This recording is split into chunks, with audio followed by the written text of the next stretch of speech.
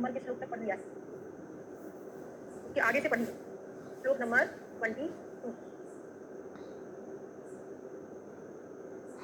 श्लोक नंबर 22 आयुर्वेद का प्रयोजन।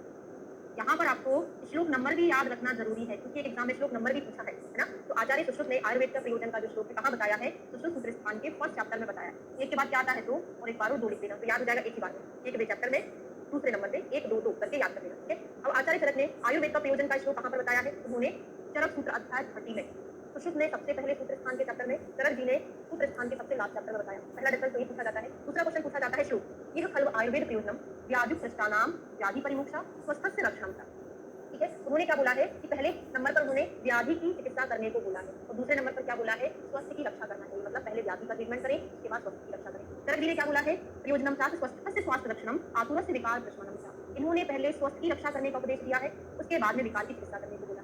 तो आपसे यही क्वेश्चन बनेगा कि चरक ने पहले स्वास्थ्य की रक्षा करने को बोला तो चरक संहिता काय चिकित्सा प्रधान है, पंचकर्मा मेनली किस पर बेस्ड है, आचार्य चरक पर, मतलब चरक संहिता पर बेस्ड है। पंचकर्मा किसके लिए होता है, स्वास्थ्य की रक्षा करने के लिए भी होता है और विकार को ठीक करने के लिए भी। सबसे पहले स्वास्थ्य की रक्षा करें, अगर कोई विकार हो जाए तो उसका ट्रीटमेंट करें, जबकि सर्जन के पास व्यक्ति कब पहुंचता है, जब उसको कोई सर्जरी करवाना हो, उसके पास कोई व्याधि हो तब जाएगा, स्वस्थ तो नहीं जाएगा ना। तो पहले व्याधि का ट्रीटमेंट करना है शल्यतंत्र बोले, उसके बाद ट्रीटमेंट होने के बाद स्वास्थ्य की परिरक्षा करना चाहिए। ये दो मेजर डिफरेंस होते हैं, बहुत इंपॉर्टेंट। पहला इन्होंने फर्स्ट चैप्टर में, इन्होंने लास्ट चैप्टर में, इन्होंने व्याधि की चिकित्सा दें स्वास्थ्य की रक्षा, इन्होंने पहले स्वास्थ्य की रक्षा बाद में व्याधि की चिकित्सा। क्लियर हो गया, चलिए आगे बढ़ते हैं। फिर मैंने आपको चरक संहिता के सूत्र स्थान के फर्स्ट चैप्टर में एक और चीज पढ़ाया था, रिवीजन चल रहा भी चरक संहिता।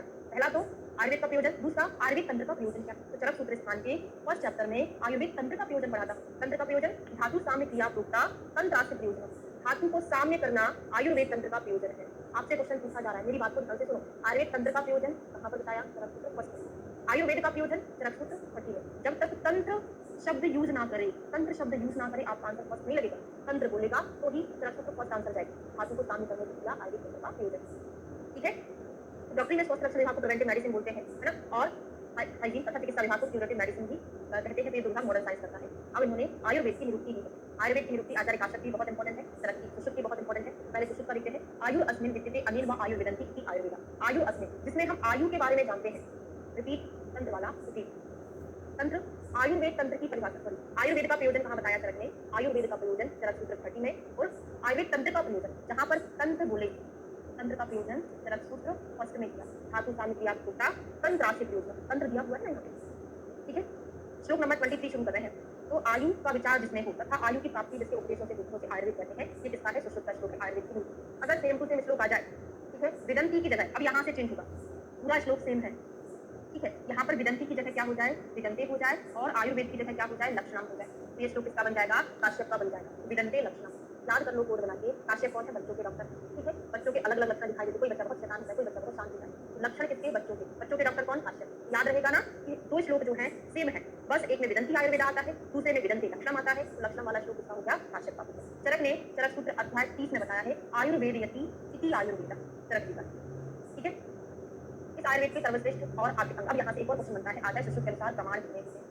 आचार्य सुश्रुत ने प्रमाण 4 बताए, प्रत्यक्ष अनुमान आपकोपदेश और उपमान। आचार्य सुश्रुत ने प्रमाण कितने बताए, सुश्रुत ने लिखा है, चरक ने प्रमाण कितने बताए हैं। तो चरक का अगर हम ब्रॉड टर्म लें, कहीं 3 बता दिए, कहीं 2 बता दिए, कहीं 4 बता दिए, हम तो ब्रॉड टर्म अगर लें तो चरक ने भी 4 ही प्रकार के बताए, है ना। लेकिन उन्होंने प्रमाण को प्रमाण टर्म नहीं दिया, उन्होंने प्रमाण को परीक्षा बोला है ना, प्रमाण को परीक्षा, 4 प्रकार की परीक्षा बताई। कौन कौन सी, प्रत्यक्ष, आपकोपदेश, अनुमान, उपमान की जगह चेंज हो जाता है, उपमान की जगह चरक का वेरी गुड क्या है, युक्ति है। ये चीज क्लियर हो गई।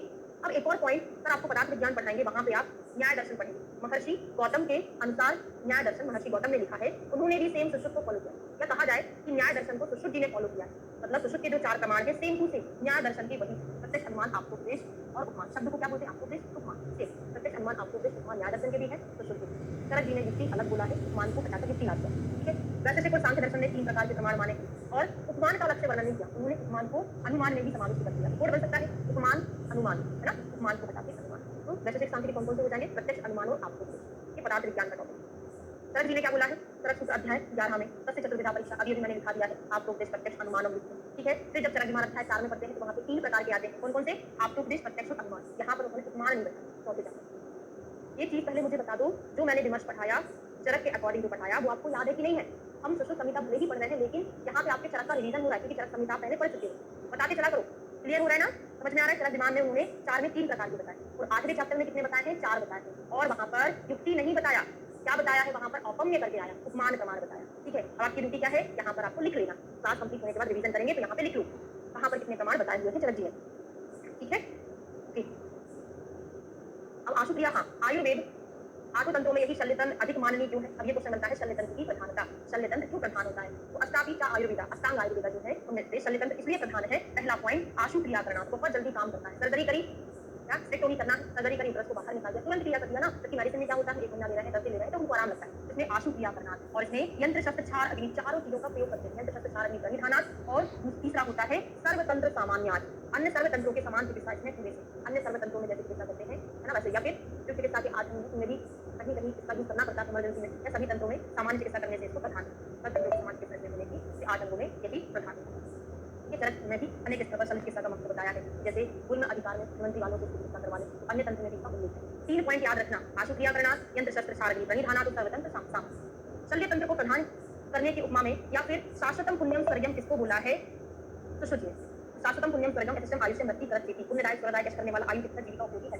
शाश्वतम 25 इसको किसके पूजा है? हाँ, 25 में 8 अंगों में शल्य अंग की प्रधान है। बस एक ही पॉइंट यहाँ से इंपॉर्टेंट है, बाकी कुछ नहीं है 25 में, है ना, वो हमारा नीचे ही कवर हो गया। ठीक है, शाश्वतम पुण्यम स्वर्गम सुश्रुत ने किसके लिए बोला है? शाश्वतम पुण्यम शल्य के लिए बोला है। और चरक जी ने आयुर्वेद को क्या बोला है? पुण्यतम वेद बोला है ना। चरक जी ने आयुर्वेद को क्या बोला है? पुण्यतम वेद बोला। बड़ा इंपॉर्टेंट है, हमने कई बार पढ़ भी लिया है। ठीक है, चलिए आगे बढ़ते हैं। अगला श्लोक है चिकित्सा में धनादि ग्रहण करना निम्न बोला है, इसको आपको बता दिया। ठीक है, आयुर्वेद को सर्वप्रथम ब्रह्मा ने, अब यहाँ पे आयुर्वेद का अवतरण बताया आदर्श सूत्र के अनुसार। आयुर्वेद का अवतरण कैसे हुआ? सबसे पहले ब्रह्मा ने आयुर्वेद का ज्ञान प्राप्त किया, उसके बाद दक्ष प्रजापति ने, उसके बाद अश्विनों ने, अश्विन से इंद्र ने, इंद्र से क्या बोलते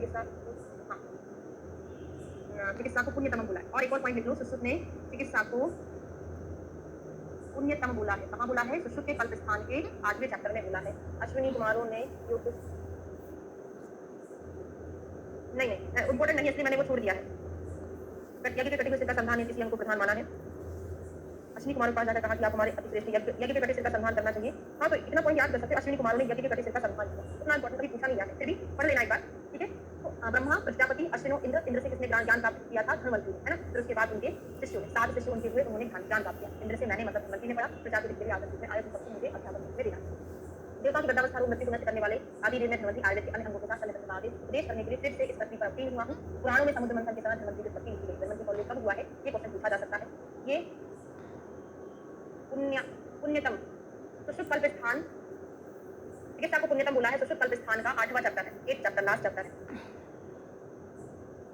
ठीक है, अब लोग कितने प्रकार के होते हैं? सबसे पहले पुरुष की परिभाषा, श्लोक बहुत पूछा जाता है, इंपॉर्टेंट है।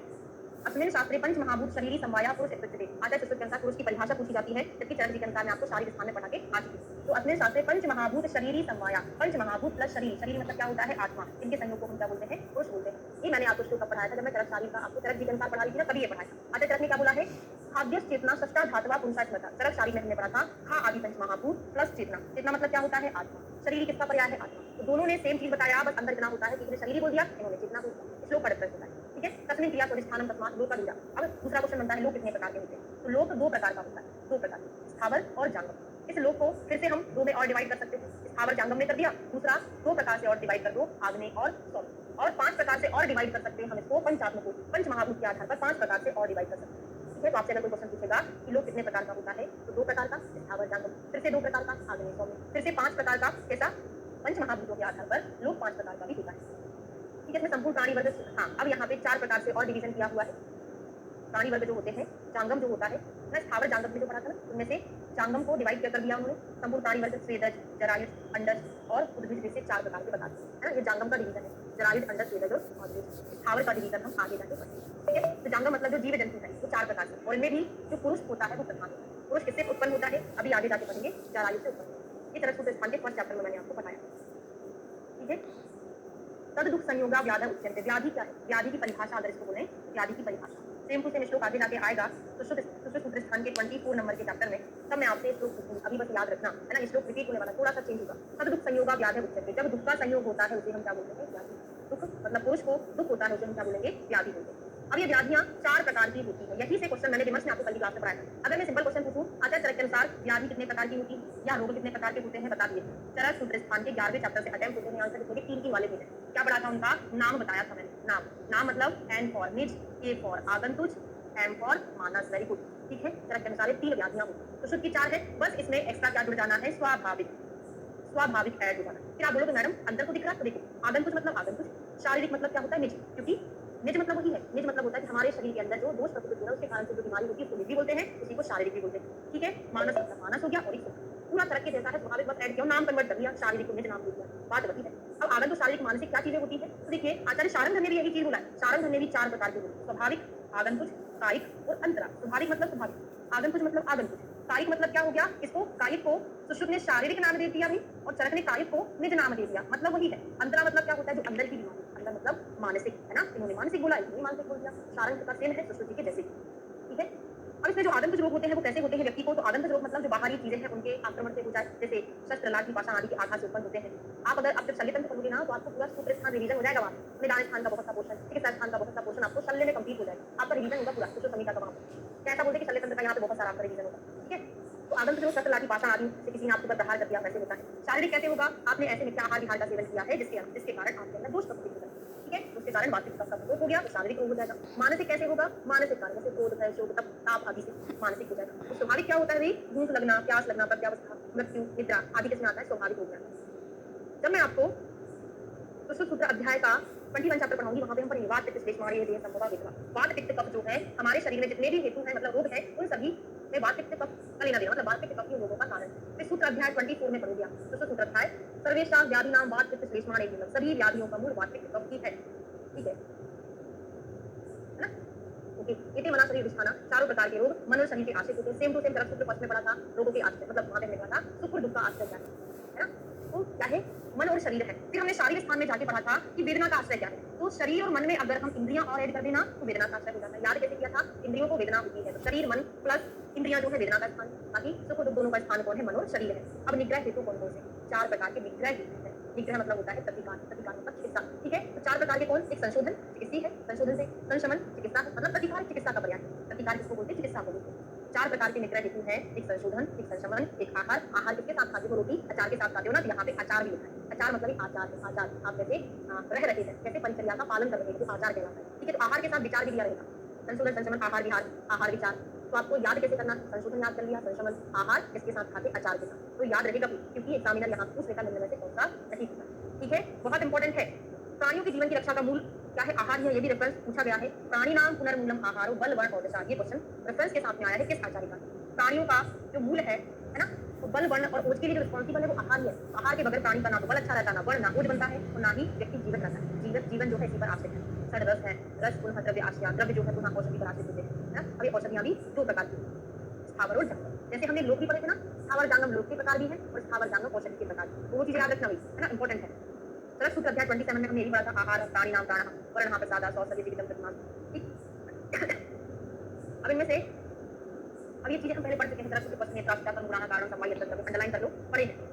स्थावर जो है 4 प्रकार के होते हैं, जैसे हमने अभी जांगम पढ़े थे ना, जराई अंडस स्वेदक पुष्प, तो जांगम के 4 प्रकार, स्थावर 4 प्रकार के कौन कौन से हैं, चारों का श्लोक पूछा जाता है, वनस्पति, वृक्ष, वीरुद, औषधि। पहला क्वेश्चन तो यही से बनता है, तो 4 प्रकार के स्थावर हैं, इन्हीं का वर्णन चरक ने किया है। चरक ने ये भी बोला, ये भी बोला, ये भी बोला, बस इसका नाम चेंज कर दिया। क्या चेंज कर दिया, इसकी जगह वानस्पत्य होगा, ठीक है। अब कोड बनाकर याद करा देते हैं। वनस्पति क्या होता है, इसमें कोई तो भी एक चीज लगती है, क्या लगती है, पुष्प और फल में से एक चीज लगता है। तो भूल जाता है एग्जाम में कि फल लगता है कि पुष्प लगता है, अभी तो रट लिया, एग्जाम में भूल जाते हैं। हम याद कर लेते हैं कि हमारी सेहत के लिए हमको खाने के लिए जरूरी क्या है, पुष्प खा के जीवित रह जाएंगे कि फल खा के जीवित रह जाएंगे। हम तो वही फल खा के जीवित रह सकते हैं, तो हम तो वनस्पति में क्या लगा दिए, फल लगा दिए, उसमें फल अकेला रहता है। वृक्ष जो होता है बहुत बड़ा होता है, उसमें पुष्प भी लगा दो, फल भी लगा दो, बहुत बड़ा है, सब लगवा लेगा, इसमें दोनों चीजें होती है, पुष्प भी होता है, फल भी होता है। तो याद कर लो कि जो वृक्ष है ना, बड़ा होता है ना, तो बड़े वाले बाँ से रिप्लेस किया जाता है।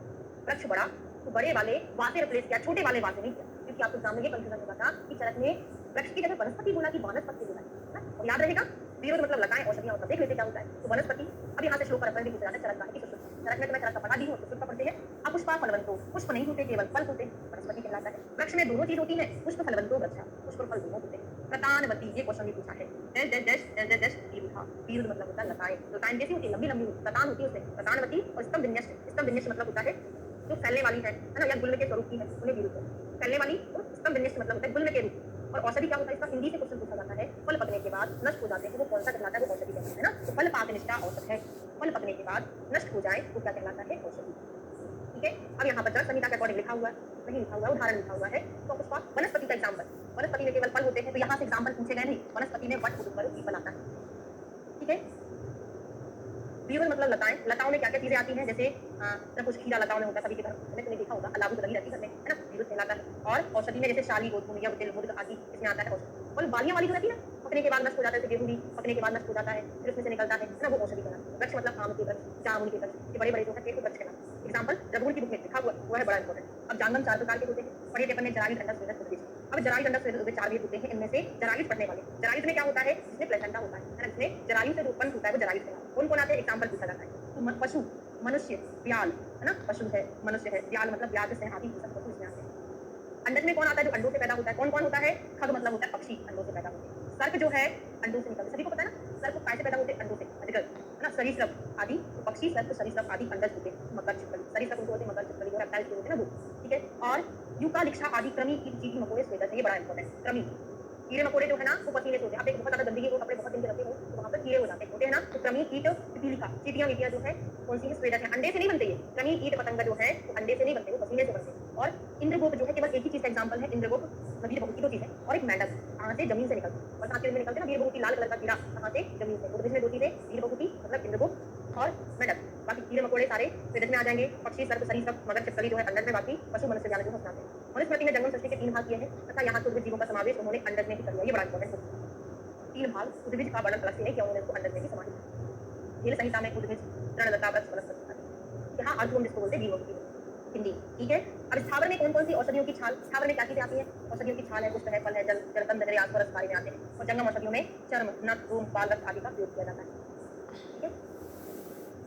अर्थवम केचुआ होता है, केचुआ नहीं होता वो, अर्थवम केचुआ होता है, वो रेड कलर का होता है, गुंजा, गुंजा ना, गुंजा पर सवर्णम सा, वीर बहुती के समान इस टाइप का कीड़ा होता है ना, केचुआ तो ऐसा रहता है पतला पतला सा। अब नहीं पता हमको इंग्लिश में क्या बोलते हैं, आप देख लीजिए।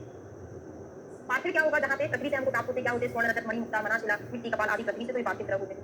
दूसरा, हाँ तो पहला क्या हो गया, चतुर्विध वर्ग पढ़ रहे हैं भैया, हमने अभी क्या पढ़ा था, जरायुज, अंडज, स्वेदक, उद्भिज जो था, चतुर्विध भूतग्राम पढ़ लिए हैं, जरायुज, अंडज, स्वेदक, उद्भिज, इनको हम चतुर्विध भूतग्राम के नाम से जानते हैं, लिख लो यहाँ पे, लिख हूँ, जरायुज, अंडज, चतुर्विध, चतुर्विध के नाम से जानते हैं। अब हम चतुर्विध वर्ग पढ़ने जा रहे हैं, चतुर्विध वर्ग में क्या क्या चीजें आती हैं, तो चतुर्विध वर्ग में लिख लो पहले तो क्या क्या आता है, स्थावर, जांगम, पार्थिव और कालकृत औषधि, पार्थिव और एक कालकृत औषधि।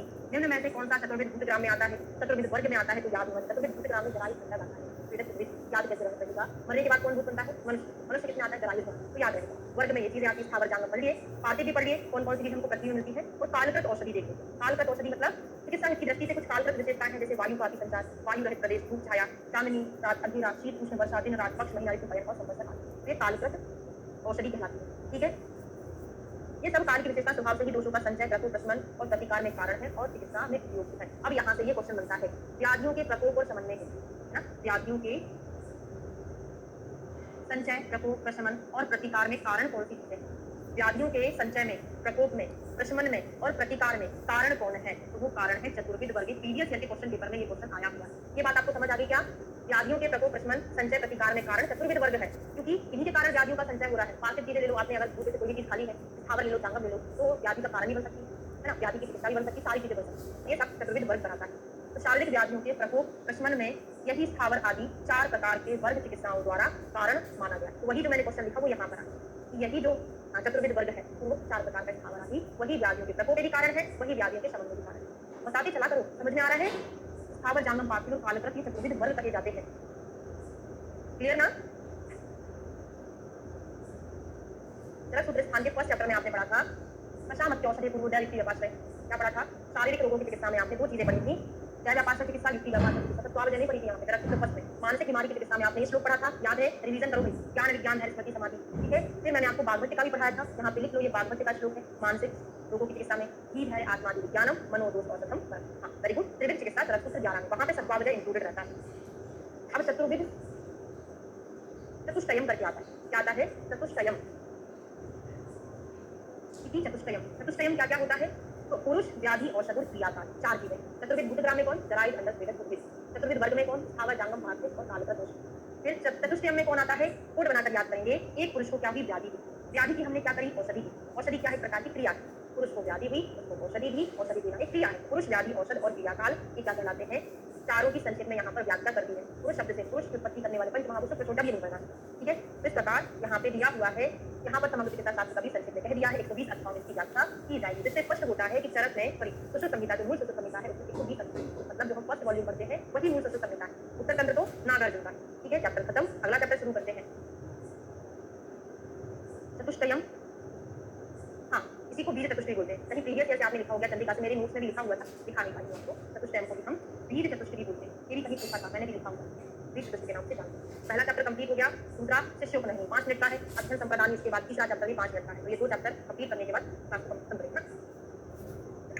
वेदोत्पत्ति, दूसरा होता है शिष्योपनयनी। वेद का अध्ययन किसने किया, शिष्य ने किया, तो याद हो गया। पहला वेदोत्पत्ति, सूत्र स्थान के पूरे चैप्टर के नाम याद करना। शिष्योपनयनी, शिष्योपनयनी मतलब होता है कि गुरु के समीप जब शिष्य जाता है और अध्ययन प्राप्त करता है,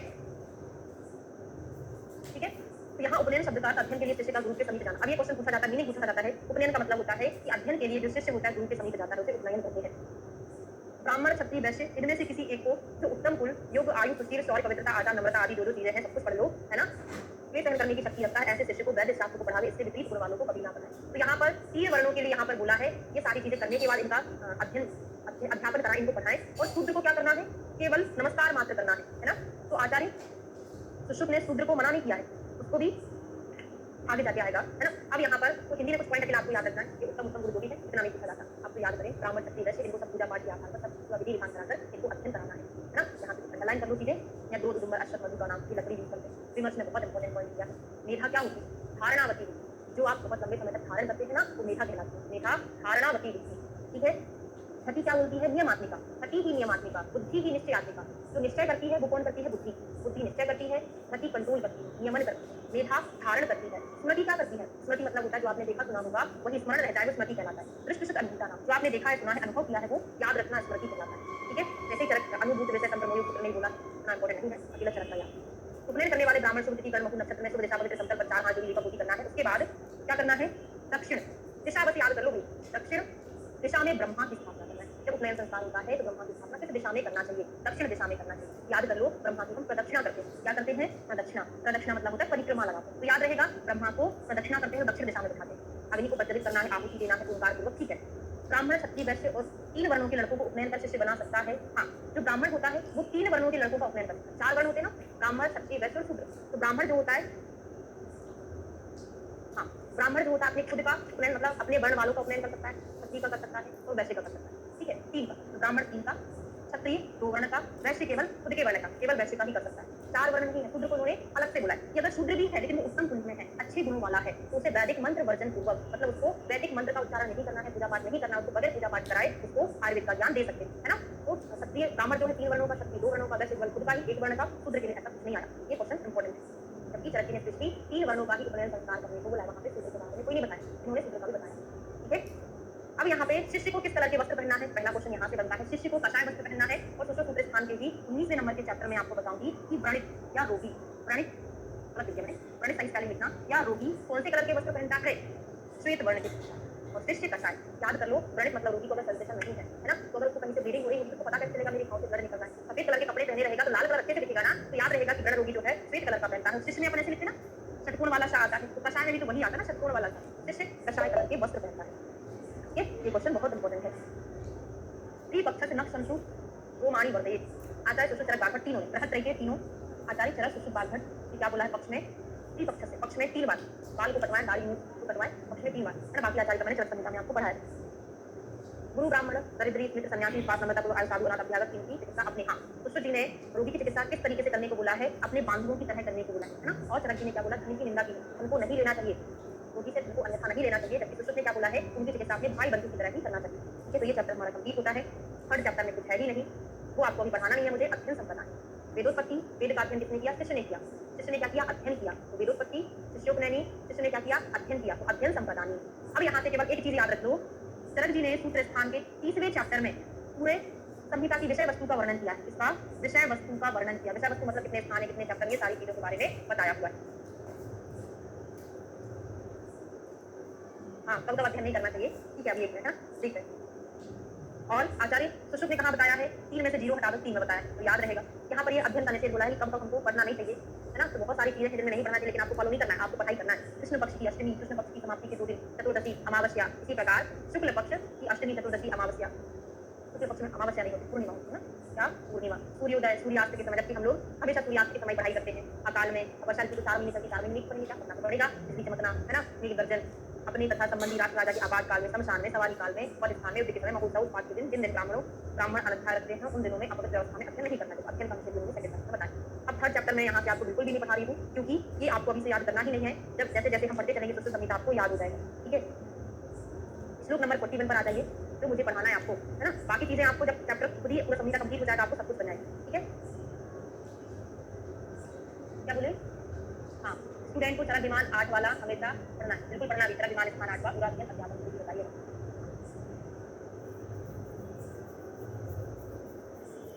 अमानुष उपसर्ग, उत्तर तंत्र की बात कर रहे हैं। उत्तर तंत्र में क्या बताया है, अमानुष उपसर्ग प्रतिषेधी, अपस्मार प्रतिषेधी, उन्माद प्रतिषेधी, इनको भूत विद्या कहते हैं। इनको भूत विद्या कहते हैं। अमानुष उपसर्ग, अपस्मार, उन्माद, जबकि अपन अगर चित्र संहिता में देखिए, पहले उन्माद का वर्णन है, फिर अपस्मार का वर्णन। इन्होंने क्या किया है, पहले अपस्मार बताया, उसके बाद उन्माद बताया। ये चीज इंपॉर्टेंट है, आपको इतना याद रखना है कि सुश्रुत ने अमानुष उपसर्ग में कौन कौन सी 3 चीजें रखी है, सॉरी भूत विद्या में कौन कौन सी 3 चीजें रखी, भूत विद्या में 3 चैप्टर इंक्लूडेड है, और 4 चैप्टर को उन्होंने भूषण भूत बोला है। अब ये क्वेश्चन भी पूछा जाता है, भूषण भूत या तंत्र भूषण। चरण विमान 8 में बड़े बाल बच्चे को बताया है। आजकल बहुत से लोग लड़के रखते भी हैं, मतलब लगता नहीं कि लड़के की लड़की है, वो छोटी मोटी बना देते हैं ना, ऐसे रख सकते हो, अच्छे लगते हो तो रख लेना भाई, हमको तो बिल्कुल अच्छे नहीं लगते, लड़की लड़कियों जैसे बड़े बड़े बाल बच्चे ना, बहुत से लोग होंगे भी, है ना। जितने लोग ऑनलाइन उसमें होंगे कुछ लोगों को। भूषण भूत मतलब डॉक्टर के हिसाब से नहीं रखना चाहिए, ना, हमारे प्रोफेशन को वो सूट नहीं करते। अब ऐसे कोई ना पूरे टकले करवा लो, कटिंग करना बताया, पूरे पूरे कटवा लो, ऐसा नहीं पूरे गंजे हो जाओ, ऐसा नहीं है, है ना। भूषण भूत में 4 आते हैं, तो आपको पता है उत्तर तंत्र, अच्छा कौन रखा है, ऐसा भी स्टूडेंट को हमेशा पढ़ते रहना। हाँ, ये नहीं पढ़ते हो बस यही पढ़ते हो, बाल नहीं कटवाना चाहिए, वहाँ पे ऐसा भी लिखा है कि हमेशा पढ़ते रहना चाहिए, है ना। जो चीज नहीं करना बस वही याद रखते हो, जो चीज करना है वो याद रखो ना, ठीक है, वो आदत होती है ना। जो चीज नहीं करना चाहिए ना वो जरूर याद हो। जैसे किसी को ये याद नहीं होगा कि ब्रह्म मुहूर्त में उठ के पढ़ना चाहिए 4 बजे से, लेकिन ये जरूर याद होगा कि कृष्ण पक्ष की अमावस्या पूर्णिमा, शुक्ल पक्ष की पूर्णिमा को नहीं पढ़ना, त्योहारों पर नहीं पढ़ना, है ना, वो सबको याद होता है। आपके साथ ऐसा नहीं है, सबके साथ ऐसा है। उत्तर तंत्र में टोटल चैप्टर कितने हैं, 66 चैप्टर है, तो पीछे से काउंटिंग शुरू कर दो, क्योंकि भूल जाता है, क्या भूल जाता है कि शुरुआत से गिने कि लास्ट से गिने। अच्छा 4 बजे उठते हो, वेरी गुड, अच्छी बात है। तो कहाँ से काउंट करते हैं, तो आपको पीछे से काउंट करना शुरू कर देना। आर पहले एसटी भी वही चलती है ना, आपका एसटी का काम ही खत्म हो गया, तो 66, 65, 64, 63, 66, 65, 64, 63। तो आर फॉर रस भेद, रस भेद ये मत करना, रस भेद। एस फॉर स्वस्वृत, टी फॉर तंत्र युक्ति, टी फॉर दोष भेद, दोष भेद ये मत करना, क्योंकि वो अष्टांग रहेगा, दोष भेद, है ना। तो रस भेद, स्वस्वृत, तंत्र युक्ति, दोष। अब यहाँ से क्वेश्चन पूछे जाते हैं, दोष भेद नाम का चैप्टर कौन सा, उत्तर तंत्र का 60 है, तंत्र युक्ति 65, स्वस्वृत नाम का चैप्टर 64, रस भेद नाम का 63। उत्तर तंत्र को उत्तर तंत्र क्यों बोला है, महर्षियों ने इस तंत्र को श्रेष्ठ कहा, क्यों, क्योंकि उत्तर का मतलब ही श्रेष्ठ होता है। उत्तर तंत्र श्रेष्ठ कहा है क्योंकि इस तंत्र में अनेक संज्ञादिकों तंत्र के अर्थ पसंद है, और दूसरा पश्चिम अर्थात अंतिम होने के कारण उत्तर तंत्र का उत्तर तंत्र नाम 2 आधार पर बना, बस ये लास्ट है, सबसे लास्ट होने के कारण इसको उत्तर तंत्र बोला, सबसे श्रेष्ठ होने के कारण इसको उत्तर तंत्र नाम दिया। ये दिमाग में चीज। अब उत्तर तंत्र में कौन कौन से 4 विषय वर्णन है, ये भी क्वेश्चन पढ़ेंगे आप। शाला के कौमारगत का हिस्सा पूछे, तो काबू कोसा करके नहीं, याद नहीं करना, आपको पता है शुरुआत में शाला के तंत्र का वर्णन किया है, फिर मैं आपको बीच में कौमारगत से पढ़ाऊंगी, कार्य सब पढ़ाऊंगी, तो याद करने की जरूरत नहीं है, जब पढ़ेंगे तब ये चैप्टर याद होगा, अलग से याद होगा, ठीक है। जब श्लोक नंबर 55 और देख लो, नहीं कुछ रह गया हमारा, कुछ इंपॉर्टेंट पॉइंट रह गया, श्लोक मोस्ट इंपॉर्टेंट श्लोक रह गया है। अर्ध वेद भरा देता एक पक्ष आयो भेजो, अग्निपूर्ण एक एक पंख को धारण करने वाले तो पक्षी की तरह आधे वेद को जानने वाले समय पढ़ने पर अपने अपने कार्य में असमर्थ हो, अयोग्य प्रमाणित होते। ठीक है, श्लोक नंबर इसी पर पढ़ रहे हैं ना, हो रहा है। औषधियो अमृत कल्पासु शस्त्र शनि विशुकमा वत्स यज्ञ उपतता तस्मात् एतान् निवर्तयेत्। अभिज्ञात औषधि के लिए आया।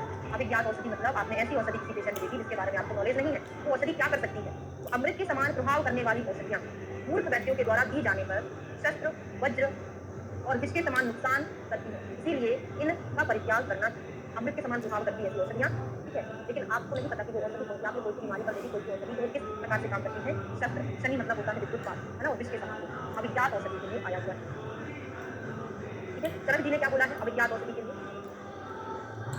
यथा विषम यथा शस्त्रम यथा अग्नि शनि यथा तथा औषधम अभिज्ञातम विज्ञात औषधि। बताएं तरह में विष के समान शस्त्र के समान अग्नि के समान होता है, नुकसानदायक होता है अभिज्ञात औषधि, अभिज्ञात औषधि अमृत के समान, ठीक है।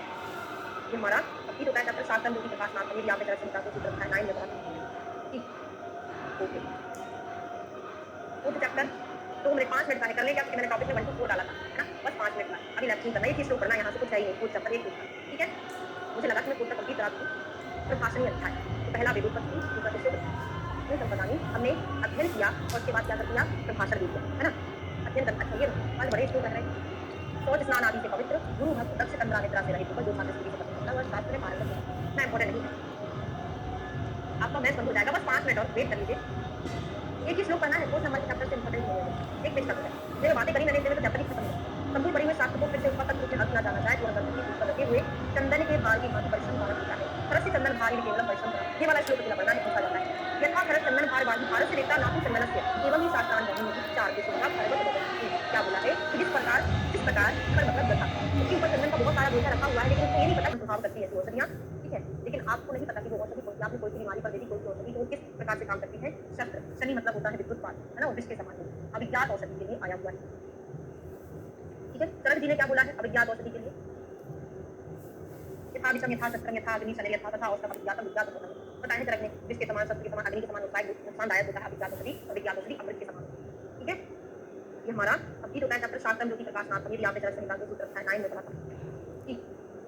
ओके, वो चैप्टर 2 मिनट 5 मिनट का है, कर ले क्या, मैंने टॉपिक में 1 to 4 डाला था, है ना, बस 5 मिनट का है, अभी लेफ्ट नहीं करना, एक ही श्लोक पढ़ना, यहाँ से कुछ है ही नहीं, पूर्ण चैप्टर एक था, ठीक है। मुझे लगा कि मैं पूर्ण कंप्लीट करा दूंगी। प्रभाषणी अध्याय, तो पहला वेदोत्पत्ति, दूसरा श्लोक संपदानी हमने अध्ययन किया और उसके बाद क्या कर दिया, प्रभाषण दे दिया, है ना। अध्ययन करना चाहिए, आज बड़े श्लोक रह रहे, शौच स्नान आदि से पवित्र, गुरु भक्त दक्ष तंद्रा निद्रा से रहित होकर जो छात्र स्त्री से पसंद करता है वह शास्त्र में पारंगत होता है। इतना इंपॉर्टेंट नहीं है, आपका मैथ बंद हो जाएगा, बस 5 मिनट और वेट कर लीजिए। एक ही श्लोक पढ़ना है, 4 नंबर के चैप्टर से इंपॉर्टेंट नहीं है कुछ, एक पेज का है। इतने में बातें करी मैंने, इतने में तो चैप्टर ही खत्म होगा। संपूर्ण पढ़े हुए शास्त्र को फिर से उसका तत्व रूप में अर्थ ना जाना जाए तो वह गंधर्व के पीठ पर रखे हुए चंदन के भार की भांति परिश्रम कारक होता है। खरस से चंदन भार केवल परिश्रम करा, ये वाला श्लोक अकेला पढ़ना है, पूछा जाता है। यथा खरस चंदन भार वाही भारत से रेता नाकु चंदनस्य एवं ही शास्त्रान बहु में चार कुशुंगा खरबत बदल। क्या बोला है कि जिस प्रकार खर मतलब गधा, उसके ऊपर चंदन का बहुत सारा बोझा रखा हुआ है, लेकिन उसको ये नहीं पता कि मेरे ऊपर चंदन रखा है, उसको क्या लगता है कि मेरे ऊपर किसी ने भार डाल दिया। ठीक उसी प्रकार जिसके पास बहुत सारे शास्त्र घर में सजा के रखा है, लाइब्रेरी बना के रखा है, उसको ये नहीं पता है कि कितने महत्वपूर्ण है। उनको केवल इतना लगता है कि पता नहीं कैसे सारी बुकें पढ़ी है यहाँ पे जो मेरे किसी काम की है, उनको उसका महत्व ज्ञान नहीं था, समझे ना। जिस तरह चंदन की लकड़ी को वहन करने वाला गधा केवल उसके भार का ही ज्ञान रखता है, क्योंकि चंदन की महत्ता को ज्ञान नहीं रखता। उसी प्रकार अनेक शास्त्रों का अध्ययन कर लेने वाले किंतु उन शास्त्रों के तात्विक अर्थों को ना समझने वाले उन गधों के भांति होते हैं। तो सभी लोगों को गधा नहीं बनना है, क्या बनना है, होशियार बनना है, ठीक है। एकम शास्त्र मधियानो ना विद्या शास्त्र तस्मात् श्रुता शास्त्र विजान्या चिकित्सा। केवल एक शास्त्र को पढ़ने वाला, ये भी डिफरेंस पूछा गया, एक शास्त्र को पढ़ने वाला मनुष्य शास्त्र के सिद्धांतों को भी ठीक नहीं जान सकता। अत्यव चिकित्सक अवश्य अन्य शास्त्रों का प्रथम अध्ययन कर पश्चात सारे शास्त्रों का। कभी भी एक बुक से पढ़ने से आप ऐसा सिद्धांत नहीं बना सकते कि ये पूरा विश्वविख्यात होगा, एस्टैब्लिश होगा। आपको सारे शास्त्रों का अध्ययन करना पड़ता है ना। तो एकम शास्त्र मधियानो ना विद्यार्थ शास्त्र निश्चय, एक शास्त्र पढ़ने पर हमको किसी भी निश्चय पर नहीं पहुंचना। अब एक क्वेश्चन 4 नंबर के चैप्टर से तीनों क्वेश्चन बनते हैं। लास्ट क्वेश्चन बनता है औपधैन औरभ सौसुत कौश कलावत, ये 4 तंत्र शेष शल्य तंत्रों के मूल प्रवर्तक। शेष शल्य तंत्रों के मूल प्रवर्तक कौन कौन से तंत्र हैं? तो हमने धन्वंतरी के जो 7 शिष्य पढ़े थे उनमें 4 मूल प्रवर्तक हैं। कैसे याद करोगे? एक कोड बनाकर याद कर लो। मैंने शायद सांप बनाकर याद किया, सांप, सर्प, स्नेक, सांप। S for Sushruta, A for औरभ, ए फॉर औपधेनो, टी फॉर हो जाएगा कौश कलावत। 3 बचे करवीर, गोकुल रक्षित, वही को देख लेना कौन बचे, है ना। तो ये सांप करके आपको याद करना। तो ये हमारा चैप्टर कंप्लीट हुआ। अब नेक्स्ट चैप्टर अग्रोपहरणी, आज नहीं पढ़ा रही हूँ, कल पढ़ेंगे, ठीक है। 5वां चैप्टर, सॉरी हाँ 5वां चैप्टर बहुत इंपॉर्टेंट है, अग्रोपहरणी है, ठीक है। शुरू करते हैं। फिफ्थ चैप्टर का नाम है अग्रोपहरणीय। चैप्टर से पूछे जाते अग्रोपहरणीय से नाम याद रख लेना। पहला चैप्टर का नाम क्या था? वेदोत्पत्ति। वेद को किसने पढ़ा? शिष्य ने। शिष्य ने क्या किया था? अध्ययन किया था, है ना। वेदोत्पत्ति है। दूसरा शिष्योपनयनीय, तीसरा अध्ययन संप्रदानीय। अध्ययन करने के बाद फिर क्या करता है? भाषण देता है। तो चौथे चैप्टर का नाम क्या था? प्रभाषणीय। तो 5वां चैप्टर क्या हो गया? अग्रोपहरणीय, ठीक है। तो 5वें चैप्टर में बहुत सारी चीजें एग्जाम के लिए बहुत ज्यादा इंपॉर्टेंट है। सबसे पहला ही श्लोक आता है, वो सबसे ज्यादा इंपॉर्टेंट है, त्रिविध कर्म। आचार्य चरक सॉरी सुश्रुत ने कितने कर्म बताए थे? तो 3 प्रकार के कर्म बताए। कौन कौन से 3 प्रकार के? पूर्व कर्म, प्रधान कर्म और पश्चात कर्म। जब मैं आपको पंचकर्मा पढ़ाऊंगी, पंचकर्मा के नोट में चरक का, सुश्रुत का, दर्शन का, सभी का दिया हुआ पूरा डिटेल में। अभी भी पढ़ेंगे, थोड़ा शॉर्ट में पढ़ेंगे। क्या बोले?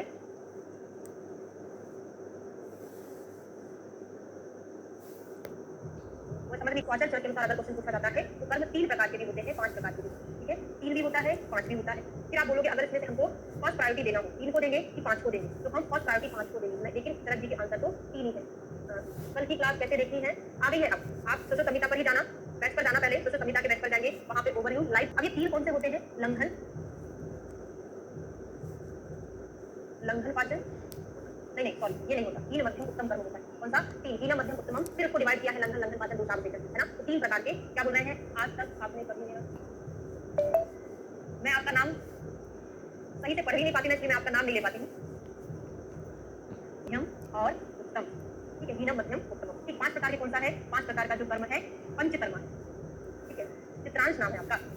हाँ, इसके 3 प्रकार के कर्म हैं। दलहन के कर्म देखते हैं। दलहन जी ने 5 प्रकार के बताए। तो हम जो पढ़ते हैं पंचकर्मा में वो 5 कर्म दलहन और बाघभट्ट के सेम है। ठीक है। सुश्रुत के कहीं भी आपने 5 कर्म नहीं पढ़ा होगा। आचार्य सुश्रुत ने 3 ही कर्म बताए, पूर्व, प्रधान, पश्चात। और आप जो चीज पढ़ते हो ना, क्या पढ़ते हो? पूर्व कर्म में आता है लंघन, दीपन, पाचन, स्नेहन, स्वेदन। वो डिवीजन किसका है? वो दलहन का है। ये पूरा पंचकर्मा में बताया। अब एक बार और चरक के 3 या 5 कर्म, सुश्रुत के 3 कर्म, दलहन और बाघभट्ट के 5 कर्म, जिनको पंचकर्मा कहते हैं। और जो डिवीजन हम पढ़ते हैं, पूर्व कर्म में स्नेहन, स्वेदन आता है, लंघन, पाचन। प्रधान कर्म में क्या आता है? प्रधान कर्म में पूरा पंचकर्मा आ जाएगा। पश्चात कर्म में क्या आ जाएगा? संसर्जन कर्म। ये जो डिवीजन है वो किसका है? दलहन का है। इतना बस याद रखना दलहन का, क्योंकि दलहन ने 3 प्रकार से डिवीजन किया है। अभी मैंने आपको केवल एक प्रकार बताया, संशोधन के आधार पर डिवीजन जो बताया दलहन का। बिल्कुल ना याद रखो, केवल चरक का और सुश्रुत का याद रखो। वो मैं आपको पंचकर्मा में पढ़ाऊंगा। ठीक है। अपने साथ शस्त्र कर्म प्रधान, शस्त्र कर्म तावत। अब यहाँ पे शस्त्र कर्म कितने होते हैं? सुश्रुत ने 8 प्रकार के शस्त्र कर्म बताए। 8 प्रकार के शस्त्र कर्म बताए हैं। चरक जी ने कितने बताए हैं? इसलिए आप पढ़ेंगे, सर आपको सारा क्लियर कर देंगे। तो अभी मैं आपको बता देती हूँ, आचार्य चरक के शस्त्र कर्म 6, सुश्रुत के जो होते हैं 8, अष्टांग हृदय के जो हैं वो 12 हैं, और अष्टांग हृदय के 13, अष्टांग संग्रह के कितने हैं? 12। हमेशा अपन संग्रह का ज्यादा पढ़ते हैं, लेकिन यहाँ पे संग्रह ने कम संग्रह किया, एक कम बताया। कैसे याद करोगे? चरक का तो एक कोड है पाले बेचे, क्योंकि पाले बेचे से हम बहुत सारी चीजें पढ़ने वाले हैं। तो पाले बेचे और प्रच्छान सीवन, पाले बेचे प्रच्छान सीवन। तो पा से हो जाएगा पाटन, ले से लेखन, वे से वेधन, छे से छेदन। पाटन, लेखन, वेधन, छेदन, प्रच्छान और सीवन। आज है सुश्रुत के, अभी मैं आपको बताने वाली हूँ 8 प्रकार के। अष्टांग हृदय के जो 8 है, तो 8 तो 13 है, तो 8 तो सेम टू सेम सुश्रुत के रहेंगे। 5 को हम याद करने वाले हैं एक कोड से। क्या कोड से याद करने वाले? अष्टांग हृदय को हम हमेशा नए लोग होते हैं, सभी आपको बताते हैं ना, हृदय नए वाले हैं, संग्रह पुराने वाले हैं। तो नए वालों के पास डिग्री रहती है ना। इसका कोड हम याद करेंगे। यूके से किसी को डिग्री मिली, यूके मिली डिग्री, यूके से किसी को डिग्री मिली थी डॉक्टरी की, उसने क्या कर लिया? इसको ग्रहण कर लिया। ठीक है, एक कोड है। यू से क्या हो जाएगा? यू फॉर हो जाएगा उत्पादन, यू फॉर उत्पादन, के फॉर उत्तन। हाँ, चित्रांश, आपके जो टेस्ट में तरक दिमाग स्थान का जो टेस्ट हुआ उसमें इतने कम नंबर क्यों आए? आपने बोला नाम नहीं लेती मैडम, मुझे सब कुछ याद है। आपने लोग लाइव रहते, भले मैं नाम नहीं लेती, सब नहीं ले पाते हैं, लेकिन मुझे सभी लोगों का नाम याद है। तो यू से क्या होगा? उत्पादन, के से कुटन, मिली से हो जाएगा मंथन, डिग्री से क्या होगा? डिग्री मतलब क्या होता है? ग्रहण, है ना। और ग्रहण से क्या होगा? ग्रहण, है ना। डिग्री से ग्रहण, ग्रहण से ग्रहण। अब याद हो गया। अब अष्टांग संग्रह ने क्या बोला है? 12। तो किसको हटा दिया? पुराने लोग से पहले, है ना। डिग्री उनके पास नहीं होती थी, छुट्टी की बात बाद में करें, पहले पढ़ लो, है ना। तो डिग्री नहीं रहती थी पुराने लोगों के पास, उन्होंने डिग्री मतलब दहन को नहीं माना है, बाकी सब कुछ माना है, हृदय के लिए सब कुछ माना है। बस उत्पादन का नाम चेंज करके पाटन कर दिया। क्या कर दिया है? उत्पादन की जगह पाटन कर दिया। अब आपसे क्वेश्चन पूछा जा रहा है, बता दो कि पाटन किस किस आचार्य ने माना है? पाटन नाम से पूछ रही मैं, पाटन किस किस आचार्य ने माना है? तो पाटन अष्टांग हृदय नहीं माना, सॉरी, पाटन अष्टांग संग्रह नहीं माना है, और चरक ने ही पाटन माना ना। इनमें पाले बेचे में पाटन ना, तो संग्रह का भी है, चरक का भी है, हृदय ने उत्पादन कर दिया। तो जितना मैंने लिखा है उतना आपको समझ आ गया। मैं आगे बढ़ जाऊं तो सभी बच्चों को क्लियर हो गया। अब ये जो 8 हैं सुश्रुत के, वो कैसे याद करना है? श्लोक ही याद करना है। कैसे याद करोगे? छेद्यम, विद्यम, लेखम, विद्यम, एश्यम, आहाराभ्यम, विश्राव्यम, सूर्यम इति श्लोक से याद कर लेना। 8 याद याद हो जाएगी। अब एक और पॉइंट फेमस से पूछा जाता है, शस्त्र कर्म के जो भी सुश्रुत ने 8 बताए हैं, चरक जी ने 6 बताए। उनमें से किसको नहीं माना है? ईशन और आहरण को नहीं माना। ये पॉइंट बहुत ज्यादा इंपॉर्टेंट है। सुश्रुत उक्त ईशन आहरण को चरक ने नहीं माना। कैसे याद रहेगा? चरक की याद कर लो ना। 6 पाले वे 6 प्रच्छान सीवन, इसमें ईशन और आहरण आ ही नहीं रहा है, तो ईशन आहरण को यंत्र कर्म मानकर, ना मानकर, मतलब यंत्र कर्म माने। अब यहाँ से एक क्वेश्चन और याद हो जाता है। चरक ने ईशन आहरण शस्त्र कर्म में नहीं माना, तो इनके शस्त्र कर्म कितने हो गए? 6। तो फिर किसमें माना है चरक ने? चरक जी ने ईशन और आहरण को यंत्र के कर्म में माना है, जो अपन चरक संहिता में पढ़ेंगे। ठीक है, ओके। विमर्श में जो लिखा है मैंने आपको वही लिखा कर याद करा दिया, ये डिग्री ग्रहण वाला जो सब ठीक है। ठीक है, नेक्स्ट क्वेश्चन है, यहाँ से पूछा जाता है परिकर्मी के गुण। परिकर्मी के कौन कौन से? परिकर्मी मतलब होता है परिचारक। कौन कौन से गुण होते हैं परिकर्मी के? तो हम यहाँ पर एक कोड बना लेंगे, बी टू सॉलिड। मतलब परिकर्मी को कैसा होना चाहिए? सॉलिड होना चाहिए, बलवान होना चाहिए, है ना। तो बी से हो जाएगा बलवान, टू से हो जाएगा, मतलब 2 टाइम्स आया है एस से, एस से या सा से 2 बार आया है। क्या आया है? S for Smith, S for स्थिरा। हाँ, आदर्श सुश्रुत ने ईशन आहरण दोनों के कर्म माने। किस किसके माने हैं? यंत्र के भी है और शस्त्र के भी है। अमाशय का वर्णन विमान 3 में है, बट टेस्ट नहीं, ये तक गलत नहीं करो। अमाशय का वर्णन जो है त्रिविध कुक्षी अध्याय 2 में है, 3 में नहीं है। विमान में 2 है, इस टॉपिक से 2 सेकंड में है। त्रिविध कुक्षी नाम तीसरा है, लेकिन चैप्टर को दूसरा है, मतलब त्रिविध नाम लिखा हुआ है ना, सेकंड में है, क्लियर कर लो। अमाशय का वर्णन त्रिविध कुक्षी नामक दूसरे चैप्टर में, ठीक है। ये क्लियर हो गया। स्थिरा, स्निग्धा, बलवंता, या ऐसे ना याद करो कोड से, तो आप ऐसे याद कर लेना। बी से एक बार है, ऐसे 2 बार, स्निग्धा, स्थिरा और बलवंता होता है। हर एक पॉइंट से क्वेश्चन बन रहा है। अब यहाँ से 3 से 4 क्वेश्चन बनेंगे इस श्लोक से, ठीक है। कौन कौन सा? लघु गुप्त बनता, गुप्त बनता। अगर किसी का ऑपरेशन करना है तो जिस पेशेंट का करना है उसको हल्का आहार ले लेना चाहिए, ठीक है। प्राग मुखम आतुरा, है ना। जो रोगी है उसको पूर्व दिशा की ओर मुख करके बैठना है, ठीक है। प्रत्यंग मुख वैद्य, वैद्य का मुख कितना होना चाहिए? पश्चिम की ओर होना चाहिए। तो देखो, अगर रोगी का मुख पूर्व की ओर है तो वैद्य सामने खड़ा रहेगा, तो उसका मुख कैसा हो जाएगा? पश्चिम की ओर हो जाएगा, ठीक है। ये दोनों चीजें बहुत अच्छे से याद करना। और लास्ट में देखें, महस्वतीचा पाकेषु, श्लोक से भी याद करो, हिंदी से ज्यादा पूछा गया क्वेश्चन। महस्वतीचा पाकेषु द्वयंगुलांतरम त्रयंगुलांतरम व शस्त्र पदम, ठीक है। अब हिंदी से क्या है? श्रेष्ठ तिथि करण महुर नक्षत्र सब कुछ देख लिया हमने। रोगी को हमको लघु आहार खिलाना, लघु आहार खिलाकर, हल्का भोजन कराकर रोगी को पूर्वाभिमुख बिठाना, दिशा अच्छे से याद रखना, रोगी का मुख पूर्व दिशा में होना चाहिए और वैद्य का मुख पश्चिम दिशा में होना चाहिए। फिर मर्म सिरा स्नायु संधि अस्थि धमनियों का बचाव करते हुए कुएं के संपूर्ण निकलने तक लोमों की दिशा में शस्त्र कर्म को चलाएं। अच्छा बढ़ने वाला कौन? जो उन्हीं पॉइंट को अंडरलाइन करे जो एग्जाम में क्वेश्चन बनता है। तो पहला क्वेश्चन बनेगा कैसा भोजन कराएं, हल्का। दूसरा बनेगा रोगी का मुंह कैसा हो, पूर्व दिशा में। डॉक्टर सामने खड़ा होगा। तीसरा क्वेश्चन पश्चिम दिशा में। चौथा क्वेश्चन क्या बनेगा, शस्त्र को किस दिशा में चलाएं, रोमों के अनुकूल दिशा में चलाना चाहिए। ठीक है, इसके साथ साथ और चीजें याद कर लेना। अभ्यंग को रोमों के अनुकूल दिशा में करते हैं। अभ्यंग जो होता है ना वो भी रोम के अनुकूल दिशा में होता है ना, सेम डायरेक्शन में होता है। उद्वर्तन अपोजिट डायरेक्शन में होता है। उद्वर्तन को रोमों के प्रतिकूल दिशा में करते हैं। ये चीज समझ में आ गई? शस्त्र कर्म प्लस अभ्यंग अनुकूल दिशा में है ना, और उद्वर्तन जो होता है प्रतिकूल दिशा में करते हैं, अपोजिट डायरेक्शन में करते हैं लोगों को। चौथा क्वेश्चन हो गया। हाँ, उद्वर्तन के साथ आलेप और वेरी गुड, आलेप उद्वर्तन प्रतिलोम में करते हैं। इसी तरह ठीक रूप से उचित स्थान एक बार, हाँ, पर एक बार ही शस्त्र का प्रवेश कर पुनः शीघ्रता से निकाल दे। शस्त्र का प्रवेश कितनी बार करे, बार बार नहीं करना है, एक बार करना है। तो पांचवा क्वेश्चन बन गया। छठवां क्वेश्चन क्या बनेगा, श्लोक में देख लो। छठवां क्वेश्चन बनेगा कि पाक युक्त महान व्रण में पका हुआ है, कोई भी व्रण पका हुआ है लेकिन बड़ी जगह पर फैला हुआ, एक पूरा है बड़ा सा, बड़ी जगह पर फैला हुआ है, अधिक दूर तक फैला हुआ है, होने पर भी हमको 2 अंगुल या 3 अंगुल तक लंबा व्रण का भाव करना चाहिए। 2 अंगुल या 3 अंगुल से ज्यादा नहीं करना। ये क्वेश्चन प्रीवियस ईयर में आप देखोगे 8 से 10 बार रिपीट हुआ है। तो इस पैराग्राफ से हमने 6 क्वेश्चन तैयार कर लिए, सभी को तैयार हो गए ना। पाक युक्त महत्व व्रण में 2 या 3 अंगुल लंबा ही चीरा लगाना चाहिए, इससे ज्यादा हमको नहीं लगाना, बहुत ज्यादा इंपॉर्टेंट है। अगले श्लोक पर आते हैं। फिर क्वेश्चन बनता है, क्या क्वेश्चन बनता है, व्रण के गुण कितने होते हैं। तो व्रण के गुण कितने बताए हैं यहाँ पर, 5 बताए हैं। व्रण के गुण 5। कैसा होता है व्रण, आयत, विशाल, सम, सुविभक्त और निराश्रया। 3 व्रण गुण। आयत मतलब दीर्घ, विशाल, सम, सुविभक्त अर्थात तीक्ष्ण शस्त्र से साफ कटा हुआ, जिस कारण त्वचा मांस आदि का अधिक नाश नहीं हुआ हो, तथा निराश्रय, ये व्रण के गुण है। तो ऐसी चीजें आपको श्लोक से याद करनी पड़ेगी। आयत, विशाल, सम, सुविभक्त, निराश्रया, है ना, याद हो जाएगा। आयत, विशाल, सम बीच में है, सुविभक्त, निराश्रया। ठीक है। अब श्रेष्ठ व्रण, अब ये तो क्या हो गया, व्रण के गुण है। अब आपसे चिकित्सा हेतु श्रेष्ठ व्रण क्वेश्चन पूछा जाता है, या इनको चिकित्सीय व्रण भी बोलते हैं। चिकित्सीय व्रण या श्रेष्ठ व्रण के नाम से जाना जाता है, या चिकित्सा हेतु श्रेष्ठ व्रण के नाम से भी जाना जाता है। तीनों नाम से जाना जाता है ना। व्रणः कर्मणि शस्यते का हिंदी पढ़ लो इसका। व्रणः कर्मणि शस्यते मतलब चिकित्सा कर्म में श्रेष्ठ माना जाता है। तो चिकित्सा कर्म में श्रेष्ठ व्रण या चिकित्सा हेतु श्रेष्ठ व्रण या चिकित्सीय व्रण या श्रेष्ठ व्रण के नाम से इनको जानते हैं। तो सब कुछ सेम है। क्या है, आयत है, आयत है, विशाल है, विशाल है, सुविभक्त है, सुविभक्त है, निराश्रया है, निराश्रया है। बस इसकी जगह प्राप्त काल प्रत्यक्षापि ऐड हो जाता है। कैसे याद होगा भी आपको, ऐसे याद हो जाएगा ये प्राप्त काल। अगर व्रण पक गया, अगर ये व्रण कच्चा है तो क्या मैं उसकी चिकित्सा करूंगी, नहीं करूंगी ना, क्योंकि कच्चे व्रण की हम चिकित्सा नहीं करते, पके व्रण की करते हैं। पके हुए किसी घाव की कर रहे हैं, तो जब वो प्राप्त काल को हो जाएगा तब हम उसकी चिकित्सा करेंगे। तो याद हो जाएगा चिकित्सा हेतु, चिकित्सा कर्म हेतु जो व्रण है उसमें प्राप्त काल है, बाकी में क्या है, सम है। हाँ, वैद्यकृत व्रण नाम से भी जाना जाता है। पिछली बार लिखा था मैंने, वैद्यकृत व्रण मतलब ये वैद्य की चिकित्सा करने योग्य व्रण, मतलब ये वैद्य इसमें चिकित्सा कर सकता है। ठीक है, ये तीनों चारों नाम अच्छे से लिख लेना। सभी लोग लिख लिए हैं, नाम बड़े इंपॉर्टेंट है। ठीक है, अब फिर मैंने बताया ये चैप्टर बहुत ज्यादा इंपॉर्टेंट है, पूरा का पूरा आपको शल्य तंत्र में रिपीट होने वाला। हाँ, श्रेष्ठ व्रण मतलब प्रशस्त व्रण, वही एक और नाम लिख लो, श्रेष्ठ व्रण, या इसी को हम प्रशस्त व्रण नाम से भी जानते हैं। शल्य, शौर्यम, आशुक्रिया, शस्त्र, तैक्षण्यम, आस्वेद, विपत्ति कितने होते हैं?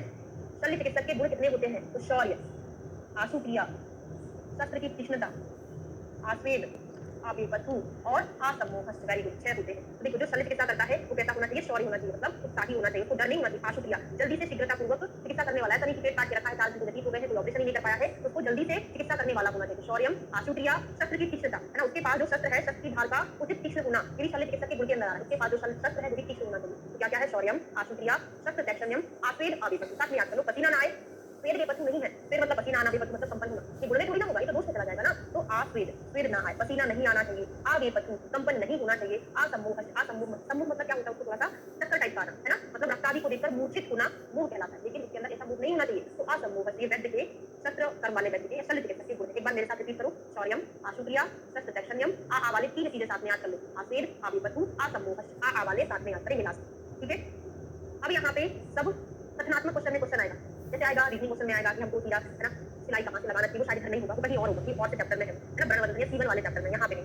तो यदि एक व्रण से पूरे की शुद्धि ना हुई हो या पूरा को पूर्व से निर्गमन नहीं हुआ हो, तो हमको क्या करना है, बीच बुद्धिपूर्वक विचार कर बीच में या पूर्व व्रण के समीप अन्य व्रण कर दिए। ये क्वेश्चन कथनात्मक में आता है कि हमने पहले क्या किया था, एक तो घाव था, है ना, एक पूरा था, उसकी शुद्धि करना है, शुद्धि नहीं हुई है तो हमको क्या करना चाहिए, उसके साइड में से एक और चीरा लगा देना चाहिए ताकि ये बस यहाँ से निकल जाए, या फिर बीच में कर देना चाहिए। फिर से साइड में भी कर सकते हैं, मतलब समीप में या बीच में कर सकते हैं। जिस स्थान पर दोष की गति उभार प्रतीत होता है उस स्थान पर शस्त्र से व्रण करने चाहिए। हाँ, ये भी क्वेश्चन कथनात्मक में जाए, जहाँ जहाँ पर हमको उभार प्रतीत हो रहा है वहाँ वहाँ चीरा लगाकर वहाँ से दोष पूरे को भीतर से निकालकर उसको शुद्ध करना चाहिए। केरला बीच में आया था, ओके, हाँ, इंपॉर्टेंट है। दोनों चीजें देखिए, यहाँ पे बीच में या समीप में लगाना चाहिए। दूसरा, जहाँ जहाँ उभार है वहाँ वहाँ हमको क्या करना है, तत्र तत्र व्रणम कुर्यात् यथा दोषो न तिष्ठति, वहाँ वहाँ चीरा लगाकर वहाँ से हमको उसको बाहर निकालना है। अब हम देखते हैं छेदन, कहाँ पर कैसा छेदन करेंगे। तो 5वां चैप्टर जो है मोस्ट से भी मोस्ट इंपॉर्टेंट, तो पूरा चेहरा वाला जो है त्रियक छेदन करना है। चेहरे पे जितनी चीजें हैं चेहरा कैसा होता है, त्रियक दृष्टि नहीं होते कि वो तो तिरछी निगाहों से देख रही थी मुझे।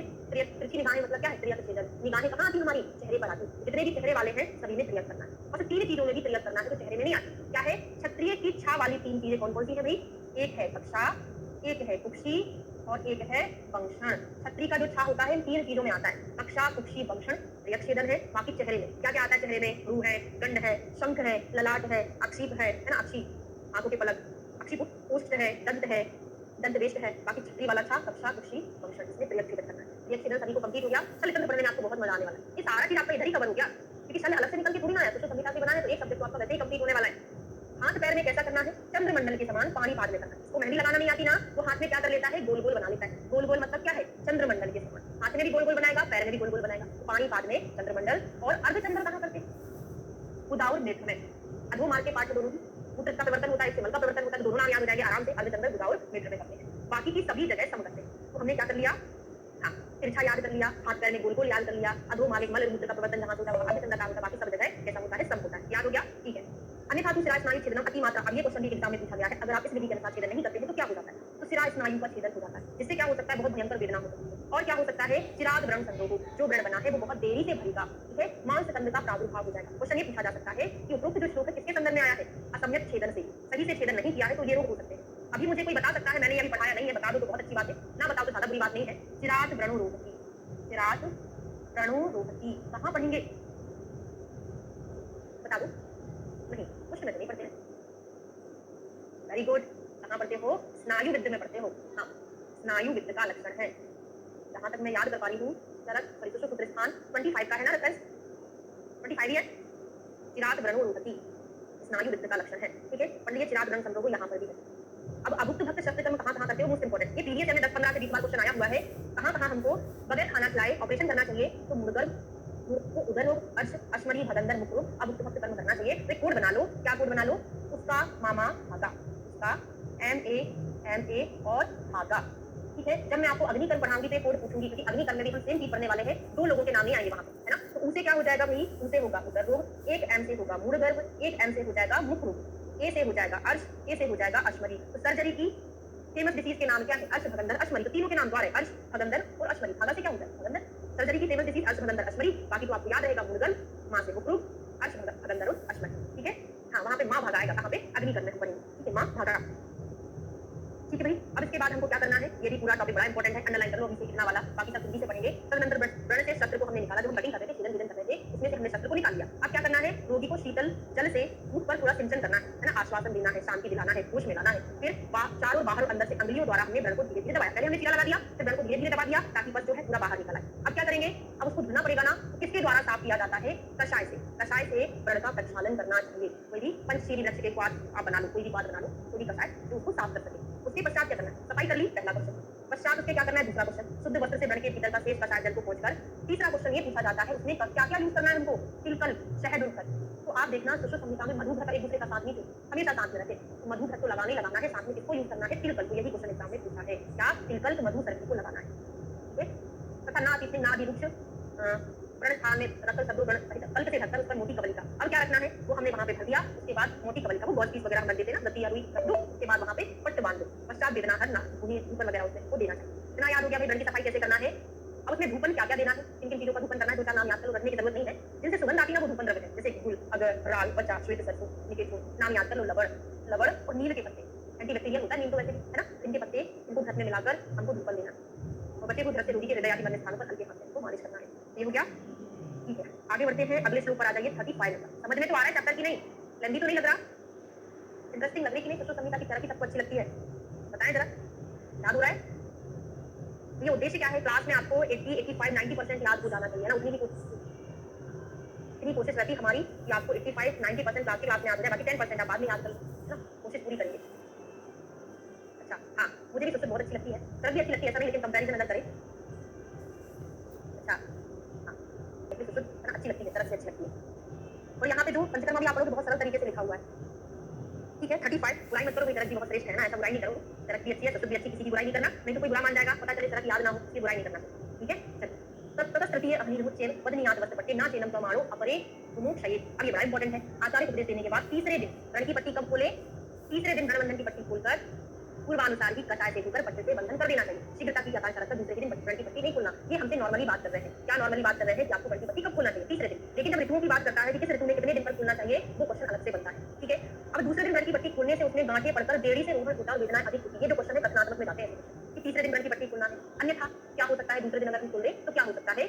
ग्रथितो व्रणश चिराग उपसंग होती। अगर हम दूसरे दिन की रण की पट्टी खोल देंगे तो क्या हो जाएगा? उसमें देरी से देगा और गांठें पड़ सकती है। ये 2 पॉइंट याद रखना। जैसे अगर पूरा पक्ष नहीं निकला था तो बीच में छेदन कर दो या बगल में कर दो, ये हमने पढ़ा था। ठीक है, ऐसे यहाँ पे आपको ये 2 पॉइंट अच्छे से याद रखना है। गलती हो जाएगी और देरी से देगा। हाँ, फिर यहाँ पे वही लिखा है कि पत्रिका सेवा नहीं करना चाहिए। अब इस कारण भीतर और बाहर से भली प्रकाश शुद्ध का रोपण करना चाहिए। रोपण होने के बाद भी जब तक उस स्थान में पूर्ण रूप से क्या क्या ना आ जाए, आरोग्यता दिखाई ना दे, तब तक किन किन चीजों का सेवन नहीं करना चाहिए। ये क्वेश्चन भी एग्जाम के लिए बड़ा इंपॉर्टेंट है। इसके संदर्भ में आया है ऐसा, जब तक कंप्लीटली वो रूढ़ ना हो जाए तब तक हमको अजीर्ण अपने अंदर पैदा नहीं करना है ना। व्यायाम है ना, व्यवाय आदि का वर्जन करना चाहिए ना, और हर्ष क्रोध भय आदि का भी हमको त्याग करना है। अजीर्ण, व्यायाम, स्त्री संभोग, हर्ष क्रोध भय इनका वर्जन करना चाहिए। और थोड़ा सा और देखें, अष्टांग संग्रह में मैथुन आदि के वर्जन का समय जो यहाँ पर वर्जित बोला है, कितने दिन तक करना चाहिए? अष्टांग संग्रह में यहाँ पर स्पेशली विजिट बताइए 6 या 7 मास तक करना चाहिए। ठीक है, देखो होता क्या है, हमने चरक पढ़ लिया, सुश्रुत पढ़ रहे थे।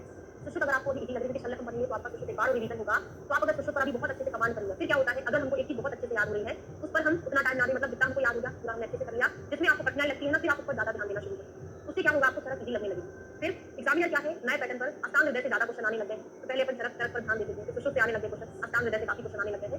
वो चरक और सुश्रुत आपकी परफेक्ट हो जाएगी ना, तो अष्टांग हृदय आपको प्रॉब्लमेटिक नहीं लगेगी, क्योंकि अष्टांग हृदय में बहुत सी चीज चरक के जैसी है, बहुत सी सुश्रुत के जैसी है। कुछ स्पेशल पॉइंट जो होते हैं अष्टांग हृदय के, जो अष्टांग हृदय में अलग से है, वो क्वेश्चन एग्जामिनर उठा के देता है। सेम ज्यादा नहीं देता, हटके जो क्वेश्चन है वो देता है। तो अगर ये दो अभी परफेक्ट हो जाएगी तो फिर बाद में हमारा फोकस किससे हो जाएगा? अष्टांग हृदय पे हो जाएगा। इसलिए मैं आपको बार बार बोल रही हूँ कि जो भी हम टेस्ट ले रहे हैं ना, वीकली टेस्ट जो कर रहे हैं, उस पर बहुत अच्छे से फोकस किया करो। ऊपर एग्जाम के टाइम में आपको कठिनाई नहीं होगी, फिर आप लास्ट में पूछते कि मैडम अब तैयारी करें। अब तैयारी कैसे करें? वो क्वेश्चन पूछने की नौबत ही ना आए, आपको अभी से ऐसे ही तैयारी करना है। समझ रहे हो ना?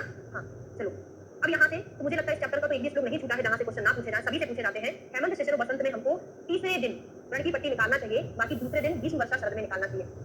ठीक है, तो हेमंत शिशिर बसंत में तीसरे दिन पट्टी खोले, शरद ग्रीष्म वर्षा में दूसरे दिन पट्टी खोले। इसका कोड याद कर लो, हे शिव अपने तीसरे नेत्र को खोलो। क्या खोलो? अपने तीसरे नेत्र को खोलो। तो हे से हो जाएगा हेमंत, शी से हो जाएगा शिशिर, वा से बसंत होना है। वा से वर्षा नहीं है, वा से क्या है? बसंत है। बसंत में वा वाला आता है, वजन वाला की बकरी वाला।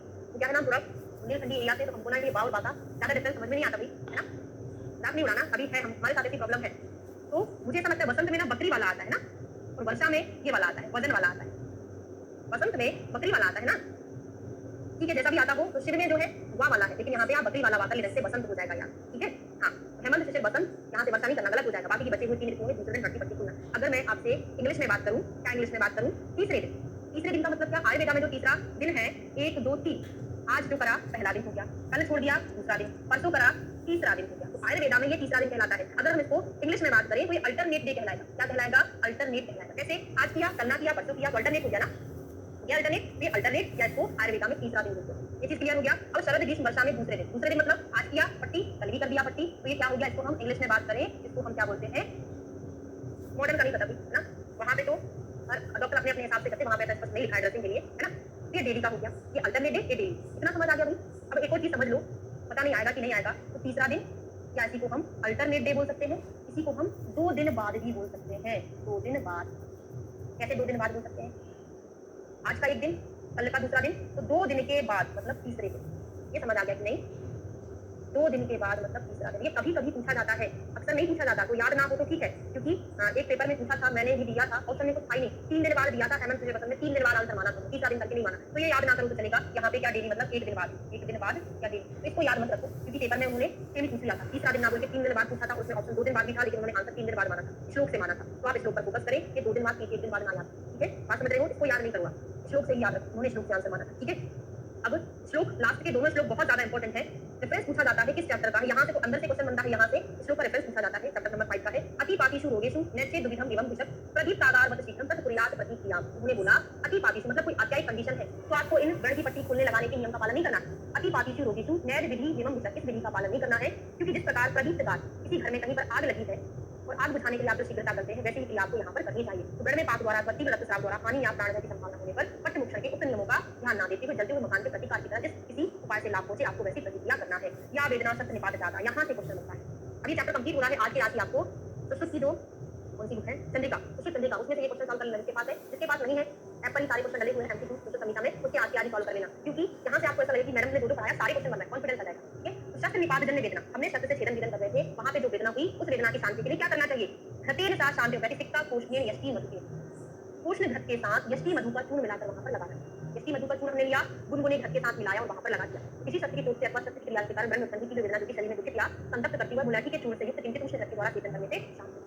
चैप्टर वाइज नहीं है, इसका मतलब ऐसा नहीं है, क्योंकि वहां से एक चैप्टर से शुरुआत किया है, एक चैप्टर खत्म हो जाते हैं, दूसरे चैप्टर के शुरू हो जाते हैं, दूसरे के खत्म हो जाते हैं, तीसरे चैप्टर के शुरू हो जाते हैं, दो चैप्टर वाइज समझना है उसको, ऐसा नहीं है, है ना? चैप्टर वाइज समझना है, क्योंकि एक कंप्लीट हुआ फिर दूसरे का शुरू होगा ना, तो आपको तो वैसे ही पता चल जाएगा कि दूसरे चैप्टर का है कि तीसरे चैप्टर का है ना?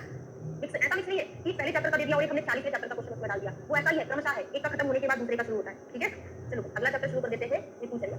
तो चरक सूत्र स्थान के 6वें चैप्टर का नाम क्या है? तस्यासितीय। तस्यासितीय अध्याय है। तो चरक के चैप्टर 6वें का नाम तस्यासिती है, वहां पर भी ऋतुचर्या का वर्णन किया है, लेकिन सुश्रुत का जो 6वां चैप्टर है उसका नाम ऋतुचर्या ही है, जहां पर ऋतुचर्या के बारे में बताया। चरक का नाम अलग है, वर्णन उसी का किया हुआ है। ठीक है, तो चरक में पढ़ लिया है तो सुश्रुत में इतनी ज्यादा डिफिकल्टी पूरी नहीं है, सब कुछ वही है, पूरा बहुत अलग। सुश्रुत संहिता में आप एक जगह और ऋतुचर्या के बारे में पढ़ोगे, कहां पढ़ोगे? और यहाँ पर हम जो ऋतुचर्या पढ़ने वाले हैं वो बहुत सुपरफिशियल है, जो बहुत ज्यादा डिटेल में हम ऋतुचर्या पढ़ेंगे ना, वो कहाँ पढ़ेंगे? सुश्रुत के उत्तर तंत्र के स्वस्थवृत्त नाम के चैप्टर में। स्वस्थवृत्त नाम का चैप्टर कौन सा है? वेरी गुड, उत्तर तंत्र का 64, आरएसटीडी से याद किए थे ना, 66, 65, 64, 63, 63 रसभेद था, 64 स्वस्थवृत्त था, 65 तंत्र था, 66 दोष भेद था। ठीक है, उत्तर तंत्र में हम इसको पढ़ेंगे, वहां पर डिटेल में ऋतुओं के बारे में, वहां से बहुत रीजनिंग क्वेश्चन आते हैं ऋतुचर्या से, है ना? यहाँ पे उतने ज्यादा नहीं है। तो सा सूक्ष्म अति कलाम न लियते इति काला, काल के लिए क्या बोला है? संकलयति कालः कालयति भूत्वा भूतानिति कालः, काल की निरुक्ति दी। क्या बोला है? काल को भगवान नाम से बोला है, काल को भगवान बोला है, स्वयंभू बोला है, अनादि मध्य ना निधनु अत्र करके काल के लिए संबोधन दिया है। ऐश्वर्यशाली स्वयं इसके पर्याय है, ऐसा पूछा जाता है। हाँ बिल्कुल, तो सूत्र सूत्र स्थान के 6वें चैप्टर में काल के लिए भगवान बोला है, सूत्र स्थान 35 में जटाग्नि के लिए आया है, और निदान स्थान फर्स्ट में वायु के लिए। वेरी गुड, है ना? यहाँ से आप लिख ले, चैट पर एक मैसेज आया है, वहां से लिख ले। तो आदि मध्य और अंत से रहित होता है, अर्थात ना उसका कोई प्रारंभ है, न मध्य है, ना कोई समाप्ति है। प्राणियों का जीवन मरण काल के लिए अधीन है, काल अपनी सूक्ष्म कला तक भी नहीं कहता, उसे काल कहते हैं, अर्थात प्राणियों के संकलन करता है, संहार करता उसे हम काल कहते हैं। तो काल के यहाँ पर क्या दे दी उन्होंने? निरुक्ति दे दी। अब यहाँ पे जो लिखा हुआ है, आज की क्लास में होनी पाएगा, में इस श्लोक को छोड़ के अगले पर बढ़ती हूँ, मैं आपको लिखाकर याद कराऊंगी। ठीक है, यहाँ से बढ़ते हैं। तत्र माधव आदि द्वादशा मासा, मास कितने होते हैं? 12 होते हैं। ठीक है, संवत्सर, एक साल में मास 12 होते हैं। द्विमास ऋतु, 2 महीने की क्या होती है? एक ऋतु, है ना? एक संवत्सर में कितने महीने होते हैं? 12 महीने होते हैं। क्लियर हो गया? एक ऋतु में कितने महीने होते हैं? 2 महीने। यहाँ पे लिखो, एक वर्ष में कितने महीने? 12 महीने। एक ऋतु में कितने महीने? 2 महीने। ठीक है, इसलिए 6 ऋतु होती है, 6 ऋतुएं होती है, 6 ऋतुओं में 12 महीने आ जाते हैं। कौन कौन सी ऋतु होती है? शिशिर, वसंत, ग्रीष्म, वर्षा, शरद, हेमंत। जब आचार्य शरद ने और जब आचार्य सुश्रुत ने ऋतुओं की गणना शुरू की, ध्यान देना मेरी बात पर, ऋतुओं की गणना प्रारंभ की है, तो किस ऋतु से की? उन्होंने शिशिर से ही की है। ठीक है, ओके, ना चैप्टर वाइज टाइप का ही है। तो शिशिर, वसंत, ग्रीष्म, वर्षा, शरद, हेमंत याद करना, जब उन्होंने गणना शुरू की है। वर्णन की बात नहीं करी, वर्णन की बात मैं कल की क्लास में करूंगी, है ना, ज्यादा लेंथी हो जाएगा। ठीक है, तेषाम तप तपस्य शिशिर, शिशिर ने तप तपस्य से तुलना की है। मधु माधव वसंत, शुचि शक्र ग्रीष्म, नभ नमस्य वर्षा, ईश ऊर्ज शरद, सह सहस्र हेमंत। अब यहाँ पर ये पॉइंट बहुत इंपॉर्टेंट है ना, इसको मैं अभी करा दूं।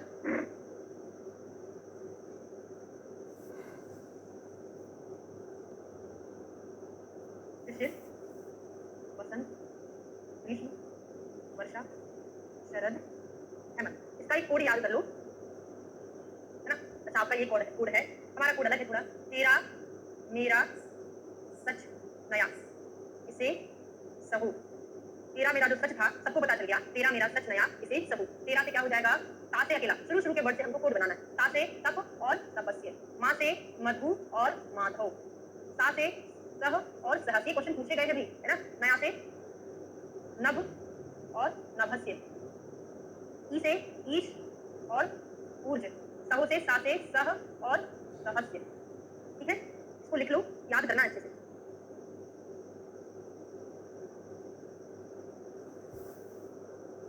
ठीक है, ठीक है, कुछ गलत लिख दिया क्या? मैं देखती हूँ। हाँ, सबसे शुचि शक्र है, शुचि शक्र ना, ये गलत लिख दिया, शुचि और शक्र ना। आप ठीक है ना? अब सब सही है ना? चेक कर लेती हूँ। तब तपस्य, मधु माधव, शुचि शक्र, नभ नवस्य, ईश ऊर्ज और सह सहस्य। ठीक है, हाँ, एक और चीज लिख लो, रस कल की क्लास में पढ़ेंगे तो अभी से याद कर लो। एक कोड है त्रिकटु आलम। त्रिकटु का आलम भी बड़ा है, सर्दी खांसी मिटा देता है। त्रिकटु का शुक्र नहीं है वो, अच्छा शुक्र, शक्र पढ़ते हो, शुक्र ये लिखो। त्रिकटु आलम, सी से क्या हो जाएगा? तिक्त, का से कषाय याद करना, का से कटु मत याद करना, तू से करना है आपको कटु, आ से होता है अम्ल, ला से हो जाएगा लवण, मा से हो जाएगा मधुर। यहाँ से क्वेश्चन ऐसा पूछा जाता है कि किस ऋतु में किस रस की उत्पत्ति होती है। तो ग्रीष्म ऋतु में किसकी उत्पत्ति होगी? कटु की, वर्षा में अम्ल की, शरद में लवण की, हेमंत में मधुर रस की। ये कल की क्लास में अपन श्लोक से पढ़ेंगे, ठीक है? तो ये सबको याद हो गया है। चलिए अभी क्लास को एंड करते हैं। अब सर की क्लास होने वाली है ना 5-10 मिनट से।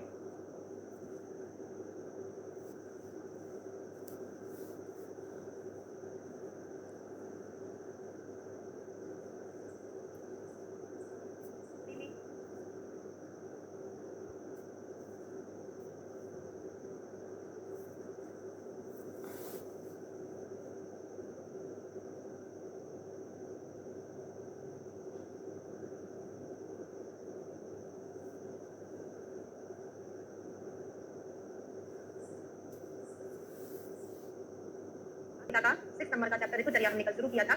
उसमें हमने तेरा मेरा सच नया ऐसे सबो ये कोड तक पढ़ लिया था। ये काल वाला जब मैं लास्ट में चैप्टर को कंप्लीट करूंगी तब इसको पढ़ा दूंगी। अभी चैप्टर को कंप्लीट कर लेते हैं, ठीक है? और त्रिकटु आलम मैंने आपको कल पढ़ाया था, तो यहाँ पर जो चीज लिखा हुआ है इसको मैं एक चार्ट के थ्रू पढ़ा देती हूँ। यहाँ से अच्छे से समझ में नहीं आएगा, ठीक है?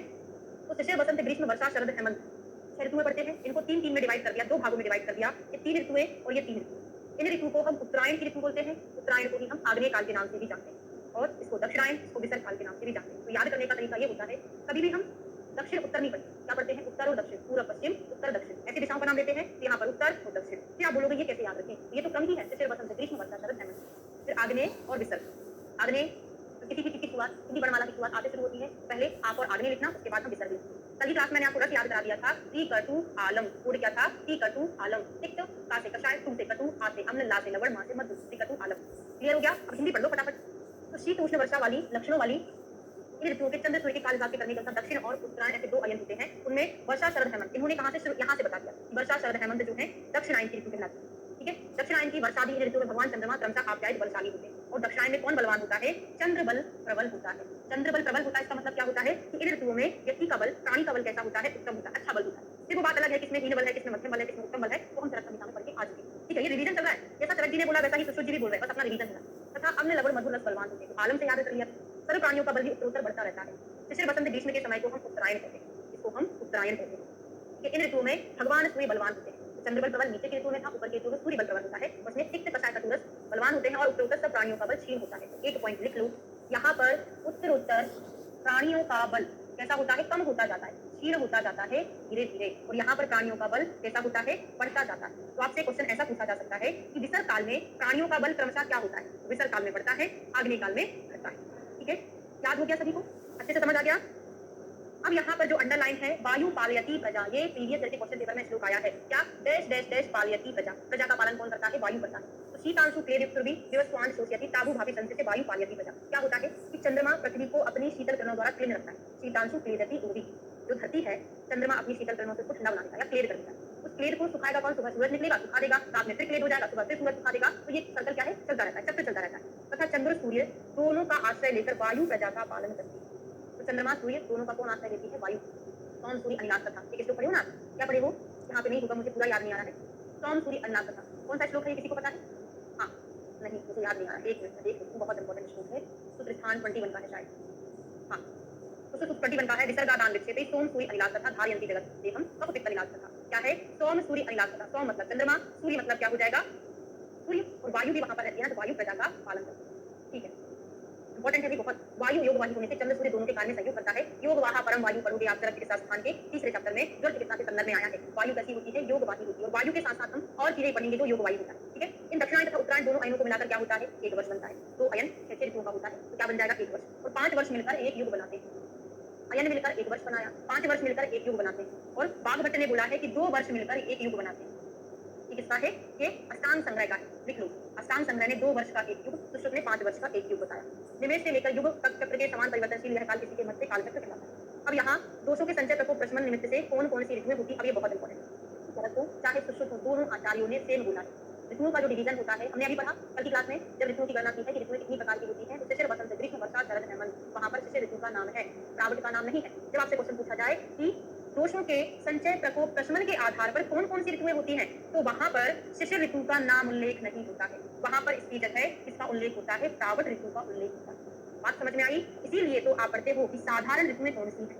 साधारण ऋतुओं का नाम बता दो या संशोधन ऋतुओं का नाम बता दो। संशोधन मतलब दोषों के क्षय प्रकोप प्रशमन, दोषों का संचय पूरा प्रकोप पूरा है, उसको शमन करने के लिए हम संशोधन कराते हैं, तो वहां पे PSB याद करते हो, प्रावट, शरद और वसंत। प्रावट, शरद और वसंत, इसीलिए तो इसका उल्लेख आता है। संशोधन के आधार पर, संचय प्रकोप प्रशमन के आधार पर जब भी आपसे क्वेश्चन पूछे तब आपको शिशिर ऋतु का नाम ही नहीं लेना, वहां पर प्रावट ऋतु आएगी, चाहे करक बोले चाहे सुश्रुत बोले, ये दोनों ने ऐसा ही बताया। ठीक है, बात समझ में आ गई। वर्षा, शरद, वसंते, अंत, बसंत, ग्रीष्म, प्रावट, शरद ऋतु भवन्ति, दोष, संचय प्रकोप प्रशमन आदि के आधार पर। हेतु भाद्रपद्यादि द्विमासिके व्याख्याता भाद्रपद, जो वर्षा, कार्तिक, मार्च, शरद। अब यहाँ पर एक एक ऋतु में दो दो महीने होते हैं, आपको पता है 12 महीने होते हैं, एक ऋतु में 2 महीना होता है। कैसे याद करेंगे? यहाँ से याद नहीं करेंगे, आपको यहाँ से याद करना है। तो अभी हम किसका याद कर रहे हैं? आचार्य सुश्रुत का याद करते हैं। ठीक है, सुश्रुत जी ने क्या बोला है? वसंत, ग्रीष्म, प्रावट, वर्षा, शरद, हेमंत, यहाँ से शुरू किया है। वसंत, ग्रीष्म, प्रावट, वर्षा, वर्षा, शरद और हेमंत। मैं प्रावट ग्रीष्म में अलग से लिख देती हूँ। वसंत, ग्रीष्म, प्रावट, वर्षा, शरद और हेमंत, यहाँ पर हमको नाम याद करना है। ठीक है, तो बसंत में फाल्गुन से शुरू करना। किससे करोगे? फाल्गुन से शुरू करोगे। एक और चीज बता दूं, देखो शिशिर को हटा दिया, शिशिर को हटा दिया ना। अब बसंत, ग्रीष्म, बसंत ग्रीष्म हो गया। अब आपको याद कैसे रखना है? ग्रीष्म और वर्षा के बीच में प्रावट को फिट किया है। दोनों षटकोण वाले शाह हैं, दोनों षटकोण वाले शाह हैं, उनके बीच में प्रावट को फिट किया है। प्रावट का मीनिंग क्या होता है? वर्षा की शुरुआत, मतलब प्रावट ऋतु में कम वर्षा होती है, उसके बाद वर्षा ऋतु में बहुत ज्यादा वर्षा हो जाती है। तो प्रावट आपको याद ही रहेगा कि वर्षा के जस्ट पहले आती है। ठीक है, तो बसंत से शुरू कर दिया, शिशिर को हटा दिए हैं। अब आपको आसानी होगी याद करना। तो चरक जी ने महीने का नाम माह से शुरू किया, महीने का नाम माह से, महीना माह से, माह से शुरू किया, माघ, फागुन, फिर उनका लेकिन यहाँ पर शिशिर ऋतु है। शिशिर, बसंत, ग्रीष्म, वर्षा, शरद, हेमंत, शरद जी का ऐसा है क्रम। और यहाँ पर उन्होंने क्या बता दिया? बता रही हूँ बस, क्योंकि मैंने ये पढ़ा दिया। माघ, फागुन, चैत्र, वैशाख, ज्येष्ठ, आषाढ़, श्रावण, भाद्रपद, आश्विन, कार्तिक, अगन, पौष। चरक का माघ फाल्गुन से शुरू है, माघ, माघ और फाल्गुन। अब यहाँ पे सुश्रुत का माघ को हटा दो, शिशिर को हटा दो, बसंत में फाल्गुन से शुरू कर दिया। अब पूरा याद हो जाएगा। फाल्गुन के साथ क्या रहता है? चैत्र रहता है। ठीक है, फाल्गुन, चैत्र, फिर उसके बाद क्या आता है? वैशाख, वैशाख, ज्येष्ठ, इन्हीं महीनों के नाम याद कर लेना, है ना। आषाढ़, श्रावण, फिर भाद्रपद, आश्विन। ये क्वेश्चन पूछे गए हैं पहले, प्रीवियस के क्वेश्चन पेपर लगा के देखना, आए हुए क्वेश्चन है। भाद्रपद, आश्विन, कार्तिक और मार्गशीर्ष, कार्तिक और मार्गशीर्ष, और पौष, और यहाँ पर माघ। ठीक है, लिख लिए भाई, सब लोग लिख लिए हैं? हाँ, बस अब हिंदी पढ़ लेते हैं। देखो, जो चीजें आपको चार्ट बनाकर याद होती हैं, आपको उसी चार्ट बनाकर याद करना है, क्योंकि ऐसी चीजें आपको श्लोक से याद नहीं होती। वर्टिकल लिख लो, पूरा अच्छे से याद हो जाएगा। जैसे क्या क्या लिखना है आपको, कितना पूरा लिख लेना, बहुत आराम से टॉपिक ऐसे कवर हो जाएगा। 2-3 चीजें, कौन सा रस होता है, कौन सा काल बोलते हैं, ठीक है, और कौन से महीने उसमें हिंदी महीना आता है, तो आपको ऐसे याद होना है। यहाँ पे वही लिखा है, पौष माघ को हेमंत, फाल्गुन चैत्र को बसंत, वैशाख ज्येष्ठ को ग्रीष्म बोलते हैं ना, आषाढ़ श्रावण को प्रावट बोलते हैं, जो कि हम पढ़ चुके हैं। ठीक है, चलिए आगे बढ़ते हैं। अगला श्लोक है, देवी औषधियां हेमंत ऋतु में। हाँ, अब यहाँ पर थोड़ा सा रीजनिंग क्वेश्चन पूछा जाता है। क्या रीजनिंग? रीजनिंग क्वेश्चन मतलब ये है कि आपसे कुछ डिटेल पूछा जाता है कि कौन से महीने में औषधि का बीज किस प्रकार का हमको प्राप्त होता है। लास्ट में आपको याद करा दूंगी, अभी हमको रीजनिंग क्वेश्चन के लिए पूरा थोड़ी पढ़ना पड़ेगा। ठीक है, पूरी धातु में से वर्षा ऋतु में तरुण होने से अल्पवीर्य वाली होती है। औषधियों के बारे में बात कर रहे हैं कि वर्षा ऋतु में जो औषधियां उगती हैं वो कैसी होती है? एकदम नई नई होती है। जैसे पानी गिरना शुरू हुआ, वर्षा ऋतु आई, वहां पर औषधियां वो छोटी छोटी है। अगर छोटी छोटी वर्षा में निकलेंगी तो वो कैसी होंगी? अल्पवीर्य वाली होंगी। तो यही क्वेश्चन बनता है, वर्षा ऋतु में पैदा होने वाली औषधियों का वीर्य कैसा होता है? अल्पवीर्य, और वो नई नई होती है। तथा जल पृथ्वी के मल से युक्त होने कारण आप्रसन होता है। आकाश के मेघाच्छन्न होने पर तथा पृथ्वी के दृष्टि जल से गीली हो जाने पर क्लिन्न देने वाले तथा शीत बात से विनष्ट पाचक अग्नि वाले प्राणियों के शरीरों में दूषित जल तथा औषधि सेवन से विदा होने लगता है। विदा होने से पित्त का संचय होता है। यह पित्त का संचय मेघों के अल्प होने पर, पृथ्वी के कीचड़ के शुष्क होने पर, सूर्य किरणों से विद्युत होकर पैतृक व्याधियों को उत्पन्न करता है। अब आपका दिमाग लगाओ, आपने ये पढ़ा था शिशिर, बसंत, ग्रीष्म, वर्षा, शरद, हेमंत पढ़ा था, ये पढ़ा था शिशिर, बसंत, ग्रीष्म, वर्षा, शरद, हेमंत। वर्षा ऋतु में कौन से दोष का प्रकोप होता है? बात। किसी ने प्रावट बोला है, किसी ने वर्षा बोला है, बात एक ही है। और आपने ये भी पढ़ा था शरद में पित्त का प्रकोप होता है, और एक चीज ये भी पढ़ा था कि वर्षा ऋतु में पित्त का संचय होता है और शरद में उसका प्रकोप होता है। तो ये रीजनिंग में बन सकता है क्वेश्चन कि किन कारणों से वर्षा में तो वात का प्रकोप होता है, लेकिन किन कारणों से वर्षा में पित्त का संचय होता है? ये कभी दिमाग लगाया कि नहीं आपने? किन कारणों से होता है, किन कारणों से? देखिए होता क्या है, वर्षा ऋतु में क्या गिरता है? पानी गिर जाता है, औषधियां होगी, अल्पवीर्य वाली होगी, वो कारण होता है, ये चीज अलग। दूसरा क्या है कि पृथ्वी पर जो जल पड़ा हुआ है वो क्या कीचड़ बन जाता है ना, युक्त होने से अप्रसन्न कलुषित होता है। आकाश में क्या होता है? बादल छाए रहते हैं। और आपने देखा है कि वर्षा ऋतु में जो है बादल छाए रहते हैं, उसके कारण से क्या होता है? हीट बहुत ज्यादा रहती है। मतलब वर्षा में अगर पानी ना गिरे तो कितनी ज्यादा उमस होती है, उस उमस के कारण पित्त का संचय होने लगता है ना। तो आकाश के मेघाच्छन्न होने पर, पृथ्वी के दृष्टि जल से गीली हो जाने पर, क्लिन्न देह वाले तथा शीत बात से विनष्ट पाचक अग्नि वाले प्राणियों के शरीर में दूषित जल औषधि सेवन से विदा होने लगता है। सुश्रुत संहिता के उत्तर तंत्र में ये पढ़ोगे जो मैंने अभी अभी आपको बताया। उमस जो होती है वो पित्त का संचय कराने के लिए होती है। यहाँ पे जो औषधि है और जल है, क्लिन्नता रहती है, इसका सेवन अगर व्यक्ति करता है उसके शरीर में विदा होने लगता है। वो जो विदा होता है वो पित्त जैसा ही होता है, इस कारण से पित्त का संचय होता है। और पित्त का संचय मेघों के अल्प होने पर, पृथ्वी के कीचड़ के शुष्क होने पर, सूर्य किरणों से विद्युत होकर पैतृक व्याधियों को उत्पन्न करता है। क्लियर हो गया? अच्छे से समझ आ गया? अब आते हैं हेमंत ऋतु। हेमंत ऋतु में क्या होता है? औषधियां परिणाम से परिणित वीर्य वाली, सबसे अच्छी औषधियां हेमंत ऋतु में मिलती, परिपक्व वीर्य वाली और बलवान होती है। इसको थोड़ा मैं पहले लिखा ही दूं ताकि आपको याद करने में परेशानी ना हो। ग्रीष्म ऋतु, शिशिर, बसंत के बाद कौन सी ऋतु आती है? ग्रीष्म ऋतु। अब क्रमशः 3 ऋतु कौन सी आती हैं? वर्षा, शरद और हेमंत ऋतु आती है। ठीक है, वर्षा, शरद और हेमंत ऋतु। ग्रीष्म ऋतु में क्या होता है? औषधियाँ जो होती हैं निसार, कोई सारी तो औषधियाँ नहीं, अच्छी नहीं होती, रुक्ष और लघु होती है ना? जो वायुमंडल है रुक्ष रहता है, थोड़ा सा लघु रहता है, औषधियाँ तो निसार होती है। अब वर्षा ऋतु में क्या होगा? औषधियाँ तरुण होती हैं और अल्प वीर्य वाली, शरद में मध्यम वीर्य वाली, हेमंत में परिणित वीर्य वाली। याद तो हो गया ना हमको क्रमशः? जो मैं लिख रही हूँ आपको दिखाई दे रहा है कि नहीं? पेन दिखाई दे रहा है ये? निसार, अल्प, मध्यम और परिणित वीर्य। वर्षा, शरद, हेमंत में क्रमशः होता है। तो हम हेमंत ऋतु पर रहते हैं। हेमंत में परिणित वीर्य बलवान होती है तथा जल भी निर्मल इसमें अत्यंत भारी होता है। और आपको पता है शिशिर और हेमंत ऋतु में कफ का संचय होता है। किसी आचार्य ने शिशिर में बोला, किसी आचार्य ने हेमंत में बोला। तो मतलब इस ऋतु में ऐसे गुण होते हैं जो कफ को संचय कराने वाले होते हैं। ठीक है, यहाँ पर लास्ट में हेमंत ऋतु, वर्षा ऋतु, शरद ऋतु, हेमंत ऋतु। अल्प वीर्य औषधि, मध्यम वीर्य, वीर्य लिख लेना चाहते हैं। अल्प वीर्य औषधि शरद ऋतु में, मध्यम वीर्य औषधि उत्पन्न होती है, हेमंत ऋतु में परिणित वीर्य। कैसा वीर्य? परिणित। ठीक है, देखो केवल हमको ऐसा नहीं पढ़ना कि इसमें ये रस, इसमें ये रस, इसमें ये रस, वो पहले की बात थी। अभी भी बनते हैं ऐसे क्वेश्चन, लेकिन अब रीजनिंग क्वेश्चन बनते हैं, हमको ये पूरी पढ़ना बहुत जरूरी हो जाता है। इसलिए मैं आपको ये डिटेल में पढ़ा रही हूँ। आज ही मैंने आपको यूपीएससी 2020 का पेपर सॉल्व कराया था एक्स्ट्रा क्लास में। तो वहाँ पर हमने देखा कि शरद विमान स्थान से कितने सारे क्वेश्चन आए और वो सारे के सारे क्वेश्चन मैंने आपको बहुत डिटेल में पढ़ाए हुए हैं। ठीक है, तो डायरेक्ट आपको आउटपुट देखने को मिलेगा, इसलिए आपको इस पैटर्न में पढ़ना शुरू करना है। समझ रहे हैं? तो क्या होता है इसमें? जल कैसा है? निर्मल है, स्निग्ध है, अत्यंत भारी। मतलब हेमंत ऋतु के जल में ऐसे गुण हैं जो कि कफ को संचय कराने के लिए रिस्पॉन्सिबल है ना? इस समय सूर्य की रश्मियों के मंद होने से तुषार मतलब बर्फ से मिली वायु के संपर्क द्वारा स्तंभित देह वाले प्राणियों तृप्त की हुई औषधियां जल मधुर पाकी होकर इसमें शीतलता, गुरुता और चिकनता के कारण कफ का संचय कराती है। तो आपने ये तो बहुत पढ़ लिया कि हेमंत ऋतु में कफ का संचय होता है, पर क्यों होता है? क्योंकि हेमंत ऋतु का जो जल है, उस ऋतु में हम जो सेवनी द्रव्य है ना, वहाँ की जो औषधियां हैं उनमें सारों में ऐसे गुण होते हैं जो कि कफ को बढ़ाने वाले। तो यह संचित कफ वसंत ऋतु में सूर्य की ताप से पिघल जाता है, इसलिए वसंत ऋतु में कफ का प्रकोप होता है। यह संचित कफ वसंत ऋतु में सूर्य की किरणों से पिघलकर कुछ स्तंभित देह वाले प्राणियों में श्लेष्म में उत्पन्न करता है। ये सारे रीजनिंग पैटर्न ना मैं आपको तरफ की 8वें चैप्टर तक की में पढ़ा दी, बहुत अच्छे से पढ़ा था, वो हमने 2 दिन में चैप्टर कंप्लीट किया था। बहुत सारे ऐसे रीजनिंग बेस्ड क्वेश्चन होते हैं।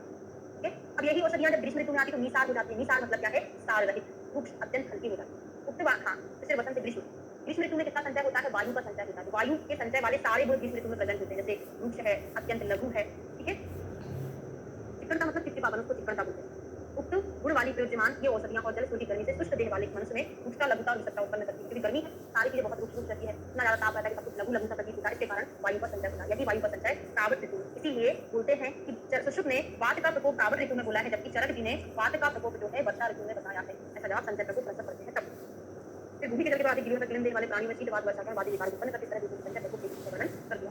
वर्षा हेमंत ग्रीष्म में संचित हुआ, शरद वसंत कावट में कुपित हुए दोषों का निर्हरण करना चाहिए। अब यहाँ पर ही बता दिया कि वर्षा ऋतु में किसका संचय होता है? पित्त का, और प्रकोप शरद में होता है।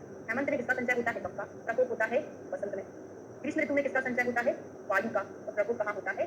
कावट। ये सबको याद है, क्रिया शारीर पढ़ लिया, पुस्तक संहिता का फर्स्ट पूर्वार्ध पढ़ लिया, सब पता है।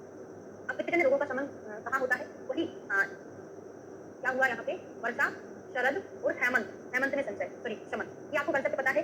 प्रकोप अगर शरद ऋतु में हो रहा है पित्त का, तो इसके जस्ट एक पहले की ऋतु में उसका क्या करा दो? संचय करा दो, है ना? वर्षा में संचय करा दो, तो वर्षा के बाद आती है शरद, शरद के बाद क्या आता है? हेमंत। तो एक ऋतु में प्रकोप, उसके जस्ट पहले की ऋतु में उसका संचय करा देना, उसके जस्ट बाद की ऋतु में उसका शमन करा देना। ये चीज आपको पता है या सारी में पड़ी हुई? प्रकोप ऋतु सबको याद रहती है, बस कंसेप्ट ये है उसके जस्ट पहले में संचय करा दो, उसके जस्ट बाद में उसका शमन करा दो। सभी में यही ग्रीष्म का नाम निधात्य, निधात्य किसका पर्याय है? यहाँ से क्वेश्चन पूछा जाता है ग्रीष्म ऋतु में। ठीक है, वाति का नाम सर्दी, वात का जो शमन है कहाँ पर होता है? शरद ऋतु में। ठीक है, अब और एक और चीज पढ़ते हैं, वात पित्त कफ का संचय नहीं प्रकोप। दिन के पूर्व भाग में हाँ वसंत ऋतु के लक्षण। अब ये क्वेश्चन बहुत इंपॉर्टेंट है। अहोरात्रि का समय ऋतु की तुलना किस आचार्य ने बताई? पहले तो रेफरेंस पूछा जाता है, अहोरात्रि से ऋतुओं की तुलना किस आचार्य ने की? कि अहोरात्रि और ऋतुओं की तुलना मतलब क्या है, पढ़ने जा रहे हैं तो ये चार्ट जरूर बना लेना, यहाँ से आपको सब कुछ याद होने वाला है। तो अहोरात्रि से हम ऋतुओं की तुलना करने जा रहे हैं। तो जब अहोरात्रि से आप ऋतुओं की तुलना करेंगे तो आपको शुरुआत कैसे करना है? वसंत से ही करना है। जब आप संचय प्रकोप प्रशमन के आधार पर ऋतु की गणना करने जा रहे हैं तब भी आपको वसंत से शुरू करना है। जब आपको मास के नाम लिखना है फाल्गुन, चैत्र, वैशाख, जेठ, तब भी आपको वसंत से शुरू करना है। कंक्लूजन क्या निकला? आपको जब इस टाइप के क्वेश्चन सॉल्व करना है तो वसंत से शुरू करना है। केवल गणना वाला श्लोक है वो से शुरू करते हैं, बाकी सारी चीजें वसंत से शुरू करते हैं। क्योंकि वसंत से शुरू नहीं किया ना तो सारा क्वेश्चन आपका गड़बड़ हो जाएगा। बात समझ में आ रही है? तो देखो सबसे पहले क्या होता है? पूर्वाह्न होता है। सुबह सुबह का टाइम, इसको हम क्या बोलते हैं? पूर्वाह्न बोलते हैं। पूर्वाह्न हो गया, कौन सा पहलू है? उसके बाद क्या आता है? पूर्वाह्न के बाद मध्याह्न आता है। फिर कावट की तुलना कैसे की है? अपराह्न, अपराह्न। तो पहले सुबह सुबह का टाइम पूर्वाह्न आ गया, फिर मध्याह्न, फिर अपराह्न। फिर यहाँ पर पहले क्या आता है? प्रदोष आता है, प्रदोष। फिर शरद में अर्धरात्रि, अर्धरात्रि को ही हम मध्य रात्रि बोल सकते हैं। अर्धरात्रि मध्य रात्रि सेम है। फिर आता है प्रत्यूष। ये चीज अगर समझ में आ गई है तो मुझे बता दो, बहुत ज्यादा इंपॉर्टेंट है। प्रीवियस ईयर में कई बार ये क्वेश्चन पूछा और हर बार मैंने आपको ये सारा लिखाकर याद कराया है। तो शुद्ध और चरक दोनों में वसंत से या शरद जी ने अहोरात्र से तुलना ही नहीं की। शरद जी ने ऋतुओं की तुलना अहोरात्रि से की ही नहीं है। और दूसरी चीज, चरक जी ने जब महीने का नाम बोला ना फाल्गुन चैत्र, उन्होंने यहाँ से नहीं बोला, अभी अभी मैंने बताया था इसके पहले चरक जी ने जो महीने का नाम बोला ना वो शिशिर से ही बोला है, ओनली सुश्रुत का है वो सारा। चरक का जो महीने का नाम है उन्होंने उस शिशिर में माघ और फाल्गुन, फिर चैत्र वैशाख जेठ आषाढ़ यहाँ पे किया। क्लियर हो गया? ओके, हाँ क्लियर हो जाना चाहिए कि दोबारा फिर क्लियर करने के लिए टाइम नहीं रहेगा, इसलिए अच्छे से लाइव क्लास आपको सबको डेली लेना है। ठीक है, क्लियर हो गया? चलो भाई आगे बढ़ते हैं, बड़ा इंपॉर्टेंट है। और एक और पॉइंट लिख लो, प्रत्यूष क्या होता है? प्रत्यूष को दो टर्म दिए, सबसे पहले तो लिख लो उषा। उषा मतलब सुबह की शुरुआत, उषा का प्रारंभिक प्रहर बोलते हैं। उषा का प्रारंभिक प्रहर, इसको क्या बोलते हैं? प्रत्यूष बोलते हैं। या इसी को अगर हम दूसरे शब्दों में कहें, हाँ वही बता रहे हैं, उषा का प्रारंभिक प्रहर, या इसी को दूसरे शब्दों में कहें तो रात्रि का अंतिम प्रहर, ऐसा बोल सकते हैं। लेकिन ये पॉइंट आपको याद नहीं करना, केवल एक ही चीज करना, उषा का प्रारंभिक प्रहर ना, ये नहीं, ये चीज मत लिखो, है ना, गड़बड़ हो जाएगा। उषा का प्रारंभिक प्रहर, और ये प्रदोष क्या होता है? रात्रि का प्रारंभिक प्रहर, रात्रि का प्रारंभिक प्रहर। ठीक है, क्लियर हो गया सभी बच्चों को? प्रदोष रात्रि का प्रारंभिक, प्रत्युष उषा का प्रारंभिक प्रहर।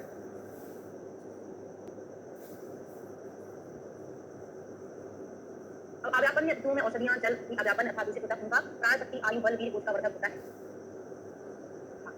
उषा का अंत, प्रदोष, हाँ प्रदोष मतलब रात्रि का प्रारंभिक प्रहर, मतलब उषा का अंत हो जाएगा। ऋतुओं की व्यापन मतलब विकृति अधर्म से होती है, शीत उष्ण वायु और वर्षा का विपरीत औषधियां जल को बिगाड़ सकता है। अब यहाँ पर क्वेश्चन ये बनता है, एक मिनट, कुछ इंपॉर्टेंट पॉइंट था, देख लो, जनपद उद्वंस का कारण, है ना, यहाँ पर जनपद उद्वंस ही है। जनपद उद्वंस कहा था कि जनपद उद्वंस में चार कारण थे, विकृत वायु, वायु, जल, देश और काल। हमने ये चार चीजें पढ़ी थी, वायु, जल, देश, काल, ये चार चीजें होती हैं जनपद उद्वंस में आचार्य चरक के अनुसार। लेकिन सुश्रुत जी के अनुसार विकृत औषध और जल से उत्पन्न होता है ना, क्या होता है? विकृत औषध और जल के सेवन से जनपद उद्वंस होता है। उन्होंने जनपद उद्वंस को जनपद उद्वंस नाम नहीं दिया, इन्होंने उसको क्या बोला है? मरक नाम दिया हुआ है। बात समझ में आ रही है? पहला क्वेश्चन आपका क्या पूछा जाएगा? चरक के अनुसार जनपद उद्वंस के कारण कितने हैं? चार, विकृत वायु, जल, देश, काल। सुश्रुत के अनुसार दो कारण है, विकृत औषधियां और विकृत जल। ठीक है, अब जनपद उद्वंस को मरक नाम किसने दिया है? सुश्रुत ने दिया है, चरक ने जनपद उद्वंस दिया है, और भेल ने क्या दिया है? वेरी गुड, भेल ने जन्मार दिया है। क्या? जन्मार। याद कैसे करोगे? चरक जो है चरक संप्रदाय, आते संप्रदाय में अपराजित भेल की अग्निवेश भेल, जैसे पारस, हारिस, हारमानी, मतलब भेल उन्हीं के साथ वाले हैं ना, उन्होंने जन से भी दिया, इन्होंने भी जन से दिया। जन से आपको दोनों याद हो जाएगा, बाकी मरक किसका हो गया? सुश्रुत का हो गया। ठीक है, अब ऋतुओं की व्यापत्ति किस कारण होती है? तो ये क्वेश्चन भी पूछा जाता है अधर्म से। जो ऋतुएं विकृत हुई थी वो किस कारण हुई थी? अधर्म से हुई। ठीक है, और मरक के दो कारण है, औषधियां विकृत और जल विकृत। ठीक है, क्लियर हो गया? ऋतु व्यापक किससे उत्पन्न होता है? ये क्वेश्चन पूछा जा सकता है, तो अधर्म से ऋतु व्यापक उत्पन्न होता है। ऋतु की विकृति के समय महामारी उत्पन्न हो जाने पर आदूषित औषधियां जल का उपयोग करना चाहिए। किसी समय ऋतु ठीक रहने पर कृपया करके कुछ नहीं करना है। अब तो आप आ जाइए अगले श्लोक 25, 24 एंड 25 पर। हेमंत ऋतु में अब यहाँ से सॉरी एक और क्वेश्चन पूछा जाता है, तो ये मैंने आपको चरक संहिता के टाइम पे बता दिया था। ऋतुओं का वर्णन, ऋतुओं का वर्णन किस आचार्य ने किस ऋतु से शुरू किया है? तो चरक का, सुश्रुत का जो ऋतुओं का वर्णन है कहाँ से शुरू किया है? उन्होंने वर्णन प्रारंभ हेमंत ऋतु से किया। यहाँ पे हम वर्णन करने जा रहे हैं, इसमें क्या बाघभट्ट भी इंक्लूडेड है? बताएं मुझे जरा, ऋतुओं का वर्णन बाघभट्ट ने भी हेमंत से किया है कि नहीं? मुझे थोड़ा याद नहीं आया। गणना नहीं, गणना तो शिशिर से की काउंटिंग, लेकिन वर्णन कहाँ से किया है? हेमंत से किया है। ठीक है, नागार्जुन ने कहाँ से किया है? नागार्जुन ने वर्षा ऋतु से किया है। तो याद कर लो, अर्जुन ने बाणों की क्या कर दी थी? वर्षा कर दी थी। अर्जुन ने वर्षा कर दी। अच्छा, बाघभट्ट भी है, बाघभट्ट भी लिख लो। और ऋग्वेद में शिशिर ऋतु से शुरुआत हुई, ये मैं आपको चरक संहिता में पढ़ा दी। ऋग्वेद में शिशिर ऋतु से शुरुआत हुई। ठीक है, हेमंत ऋतु में क्या क्या चीजें मिलती? तो हेमंत ऋतु में उत्तर दिशा की ठंडी वायु चलती है। तो यहाँ पे हमको याद क्या करना है? पहले तो ऋतु में कौन सी वायु चलती है ना, एक तो हमको इसकी वायु याद करना है, किस प्रकार की हवा चलती है, और दूसरा पॉइंट हमको याद करना है इस ऋतु में पुष्प कैसे लगते हैं, पुष्प काल। बस दो पॉइंट याद रखोगे, बाकी का पूरा थोड़ी हमको याद नहीं करना, किस प्रकार की वायु, किस प्रकार के पुष्प खिलते हैं। तो हेमंत ऋतु में जो है उत्तर दिशा की वायु चलती है, उत्तर दिशा की वायु। ठीक है, चारों दिशाएं जो है रजो धुमाकुला रहती है, चारों दिशाएं सूर्य से व्याप्त रहती है ना, इसको सूर्य तुषार, तुषार ऋतु इसको बोलते हैं हेमंत ऋतु को, खुद बनाकर याद कराऊंगी। फिर यहाँ पर जो पुष्प खिलते हैं वो कैसे होते हैं? रौद्र, प्रियंगु, पुन्नाग के पुष्प यहाँ पर खिलते हैं। और यहाँ पर खड़ग, माहिष, कुंजर, कराल कला से बच्चे रखे, काक, गैंडा, माहिष, हीरा, हस्ती, ये अपने मध्य तक तो हेमंत नाम की यहाँ पर खिलते हैं। और यहाँ पर खड़ग, माहिष, कुंजर, कराल कला से बच्चे रखे, काक, गैंडा, माहिष, हीरा, हस्ती, ये अपने मध्य तक तो हेमंत नाम की और रजनी नाम की, हेमंत और रजनी नाम के एक वाले कपल था। वो क्या करते थे? पूरा महीने का हिसाब उनके पास रहता था। वो एलपीजी की गैस भरवाते थे खाना बनाने। क्या? एलपीजी, एल फॉर लोद्र को लोद्र भी बोल सकते हो ना, तो लोद्र, पी फॉर प्रियंगु, जी फॉर पुन्नाग, लास्ट में गा से मैंने जी का कोड बनाया पुन्नाग। तो हेमंत ऋतु में हेमंत एक लड़का, रजनी एक लड़की। तो आपको याद रहेगा कि हेमंत ऋतु में रजनी कोई है, दिशाएं रज से भरी हुई है, एलपीजी की उनके पास एक गैस सिलेंडर था। ऋतु की गणना कार्तिक को बता, ऋतु की गणना तो शिशिर ऋतु से की है ना, अभी तो बताया था जब हमने श्लोक पढ़ा था, कल की क्लास में पढ़ा था। शिशिर ऋतु से शुरुआत की है, शिशिर, वसंत, ग्रीष्म, वर्षा, शरद, हेमंत, ये हम वर्णन पढ़ रहे हैं, कल की क्लास में हो चुका है। शशि ऋतु में क्या होता है, सेम टू सेम हेमंत वाली रहती है, तो शिशिरे शीतम अधिकम, शशि ऋतु में शीतलता बहुत अधिक होती है और हवा कैसी चलती है, वात वृष्ट्याकुला दिशा, जो दिशाएं होती हैं वायु से और वृष्टि से, मतलब वर्षा से व्याप्त रहती है, पानी बहुत गिरता रहता है। बाकी के लक्षण हेमंत के जैसे होते हैं। याद हो गया, हेमंत ऋतु में नवंबर दिसंबर में थोड़ी कम ठंड रहती है, जनवरी फरवरी जो शशि ऋतु का महीना होता है तो बहुत ठंडी रहती है और जो दिशाएं हैं हवा चलती है पानी से भरा हुआ रहता है। वात वृष्ट्याकुला क्वेश्चन पूछा गया। फिर है बसंत ऋतु। बसंत ऋतु में क्या होता है, कब का प्रकोप होता है ना, कब के प्रकोप। और यहाँ पर एक चीज और बनता है, कौन सी वायु चलती है, तो यहाँ पे दक्षिण दिशा की वायु चलती है ना। और पुष्प कौन से निकलते हैं, ये क्वेश्चन, दक्षिण दिशा की वायु चलती है और किंशुक भोज बकुल आदि के यहाँ पर पुष्प निकलते हैं। तो कैसे याद करेंगे, बसंत की अक्षी मतलब आंखें इसके समान सुंदर हैं, पलाश के समान सुंदर है। पलाश को ही हम क्या बोलते हैं, किंशुक बोलते हैं। देखो ये चीजें ना याद नहीं होती, फिर भी मैंने बहुत कोशिश की है कि पूरा कोड बनाकर आपको याद करा दूं। बसंत नाम का लड़का था, जैसे हेमंत और रजनी थे, एलपीजी की गैस करवाते थे, ऐसे ही बसंत की आंखें जो थी पलाश के जैसे सुंदर थी। पलाश किसको बोलते हैं, किंशुक को। तो बसंत से हो जाएगा बसंत। अक्षी मतलब दक्षिणी, अक्षी को दक्षिणी पढ़ सकते हो, दक्षिणी वायु रहती थी। पलाश किंशुक के समान थी, आंखें किंशुक भोज आदि के समान यहाँ पर पुष्प मिलते हैं। बाकी का कोई ज्यादा इंपॉर्टेंट नहीं है, क्योंकि ऋतुचर्या में शरद ऋतु का छठवां चैप्टर मोस्ट इंपॉर्टेंट है। रीजनिंग क्वेश्चन वहां से बनते हैं, यहाँ से बनते, लेकिन यहाँ पर कुछ सिलेक्टेड पॉइंट यहाँ से मिले, क्योंकि शिशु संहिता का उत्तर तंत्र का जो स्वस्तित्व वाला है ऋतुचर्या, वहां से रीजनिंग क्वेश्चन बनते हैं ऋतुचर्या। यहाँ पर ऋतुओं से इतना नहीं बनता, जो हमने पहले पढ़ लिए थे ना, उसके बाद संख्या वहां से बनता। समझ लिए, यहाँ पर केवल यही क्वेश्चन इंपॉर्टेंट है। अब ग्रीष्म ऋतु में क्या होता है, तीक्ष्णांशु आदित्य, गर्मी में बहुत ज्यादा गर्मी लगती है, ऐसा लगता है कि सूरज हमको खाने वाला है। मतलब जो आदित्य है, सूरज है, उसकी जो किरणें हैं बहुत तीक्ष्ण होती है। ग्रीष्म ऋतु में सूर्य तीक्ष्ण किरणों वाला हो जाता है। और नैऋत्यो मारुतो नैऋत्यो आसुखा, जो वायु चलती है वो नैऋत्य दिशा से आती है, नैऋत्य दिशा से कष्टदायक पवन चलता है। तो गर्मी के दिनों में सभी लोग अपने गाँव गए होंगे घूमने के लिए, वहाँ पे हवा चलती है, कैसा बवंडर सा उठता है, ऐसा लगता है कोई नैऋत्य नाम का राक्षस हमको उठाकर ले जाएगा। बवंडर याद हुआ, गर्मी में बवंडर चलता है, उसको हम क्या बोलते हैं, कोई नैऋत्य नाम का राक्षस है जो हमको उठाकर ले जाए। ठीक है, भूस्तप्ता, भू बहुत ज्यादा तपी हुई रहती है। सर्च स्तंभ्यो दिशा प्रज्वलिता एवं, और ऐसा लगता है कि सारी दिशाएं प्रज्वलित हुई। गर्मी के दिनों में ऐसा लगता है। संस्कृत में 64 नंबर का शरद ऋतु का वर्णन किया है। हाँ बिल्कुल, द्वादश आसन किया है और सभी सेवन काल भी बताया है, वहां पर ये आया। ठीक है, दिशा प्रज्वलिता भ्रांत चक्रयु बला पानाकुला हस्त वीरुण तृणलता विपर्णा अंकित पादपा, मतलब वहां पे सारी चीजें ध्वस्त हो जाती है। गर्मी में इतनी ज्यादा हवा चलती है, इतनी ज्यादा धूप निकलती है कि जितने हमारी नए नए पौधे उग रहे थे, तृण उग रहे थे, वो सारे ध्वस्त हो जाते हैं। तो पत्ते भी गिर जाते हैं, विपर्णा मतलब पत्ते गिरना, विपर्णा। ठीक है, तो तृण लताएं नष्ट हो जाती है, पेड़ों के पत्ते गिर जाते हैं। फिर प्रावट से पास से ही याद करना, पास से प्रावट, पास से पश्चिम, पश्चिम दिशा की वायु यहाँ पर बहती है। और प्रावट में कदम कदम हमको बहुत आराम से रखना पड़ता है कि वर्षा की शुरुआत होती है, हमको प्रैक्टिस नहीं होती किस तरीके से हमको चलना चाहिए। प्रावट के बाद जब बरसात की तो प्रैक्टिस हो जाती है, तो हम आराम से गिरते पड़ते रहते हैं। लेकिन प्रावट में हमको कदम कदम बहुत अच्छे से संभाल के रखना पड़ता है। प्रावट में संशोधन भी कराते हैं ना, तो कदम बड़े संभाल के रखना पड़ता है ना। पश्चिम दिशा की वायु कदम कदम बड़े संभाल के रखना पड़ता है, तो कदम नीचे उतर आती है यहाँ पर कुछ। अभी क्वेश्चन पूछूंगी ना, सारी चीजें बनेंगी, अभी से टेंशन ना लो। वर्षासु नतो अम्ब छन्नोत खाद तत द्रुमा तोत फल कुमुद नीलो, क्या बोले हैं, वर्षा में पानी गिर जाता है, यहाँ पे तरह तरह के जो पुष्प हैं बहुत अच्छे खिलने लगते हैं। फूल फूल कुमुद नील उत्पन्न, तरह तरह के पुष्प आ जाते हैं। और क्या है, बहुसत शोभा, सारी दिशाएं बहुत शोभित लगने लगती है, क्योंकि फूल बहुत सारे वहाँ पर खिल चुके हैं।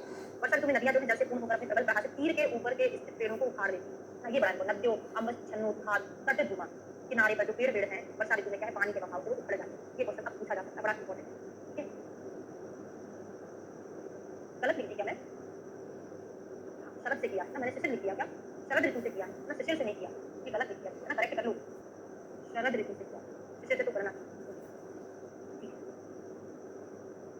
या अब शरद ऋतु में क्या होता है, शरद ऋतु में भी गर्मी बहुत ज्यादा रहती है, इस टाइम पे पित्त का प्रकोप रहता है ना। तो बब्बू उष्णा शरद अर्का श्वेत अब्ध विमलम नखा, क्या है, यहाँ पर भी उष्ण रहता है ना। तो शरद ऋतु में सूर्य पिंगल वर्ण का रहता है और गर्म रहता है। कहीं आप कंफ्यूज ना हो जाए इससे ग्रीष्म ऋतु में। ग्रीष्म ऋतु में जो था वहां पर तीक्ष्ण किरणें थी, ग्रीष्म में तीक्ष्णांशु आदित्य, लेकिन यहाँ पर क्या है, उष्ण दिया हुआ है, याद कैसे रहेगा। तो शरद ऋतु में शरद पूर्णिमा के दिन हम खीर बनाते हैं ना, चंद्रमा से अमृत टपकता है, फिर हम खीर को खाते हैं, वो गरम गरम खीर बनती है। तो एक कोड याद रह जाएगा कि खीर बनाते हैं और इस खीर को हम सप्ताह भर फ्रिज में रख कर खाते हैं। जैसे इसका पुष्प काल भी आपको याद हो जाएगा कि बाण सप्ताह बंधु काशास आदि यहाँ पर पुष्प, सप्ताह भर शरद की खीर को हम खाते हैं।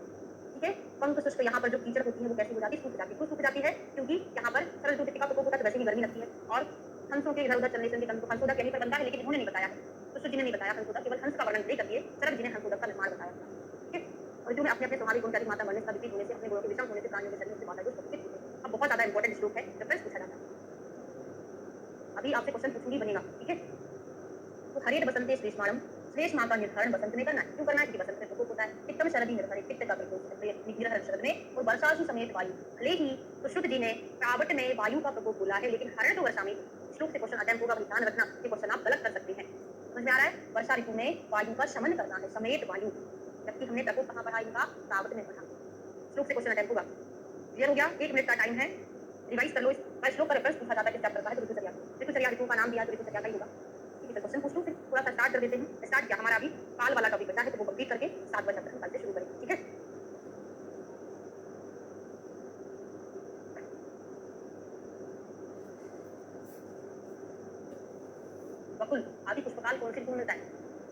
भोज बकुल।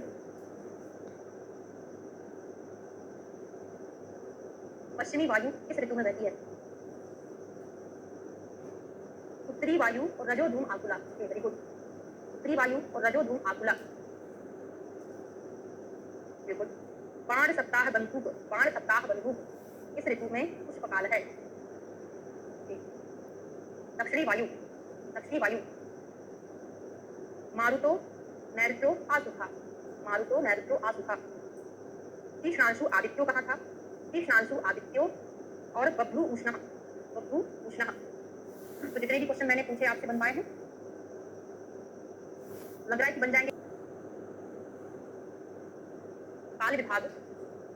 काल के विभाग आचार्य बागभट्ट ने, यहाँ पे हम सुश्रुत का पढ़ेंगे, यहाँ पे अष्टांग संग्रह का पढ़ेंगे। आज याद हो जाए, सुश्रुत जी ने काल के विभाग 11 किए थे, संग्रह जी ने काल के विभाग 12 किए। ठीक है, पहला पॉइंट लिखेंगे लघु शब्द उच्चारण का। लघु शब्द का जब हम उच्चारण करते हैं उसमें कितना समय लगता है? लघु शब्द का उच्चारण करते हैं उसमें समय लगता है 1 निमेष का ना, 1 निमेष का। के बाद अष्टांग संग्रह का भी जरूर लिखना पड़ता है। ठीक है, 1 निमेष कितना होता है अभी पढ़ेंगे हम। 19/60 सेकेंड। 19/60 इतना सेकेंड जो होता है वो 1 निमेष कहलाता है। ठीक है, दूसरा पॉइंट लिखो 15 निमेष बराबर कितना होता है? 1 काष्ठा होता है। ये सब अभी कोड से याद कराऊंगी, जो चीज याद नहीं होती ना वो कोड से पढ़ेंगे। और बहुत से बच्चे लेफ्ट करके जाने लग गए, इसका मतलब आपको ये टॉपिक नहीं पढ़ना। बहुत इंपॉर्टेंट टॉपिक है। तीसरा 15 निमेष बराबर 1 काष्ठा। फिर 30 काष्ठा बराबर कितना होता है? 1 कला। मुझे पता है आपके पास जो हिस्ट्री वाले मुझसे पदार्थ विज्ञान वाले इसमें लिखा है, लेकिन वो बगैर याद कराए आपको याद नहीं होगा। फिर चौथा पॉइंट लिखो 20 कला और 3 काष्ठा। 20 कला 3 काष्ठा बराबर कितना होता है? 1 मुहूर्त होता है।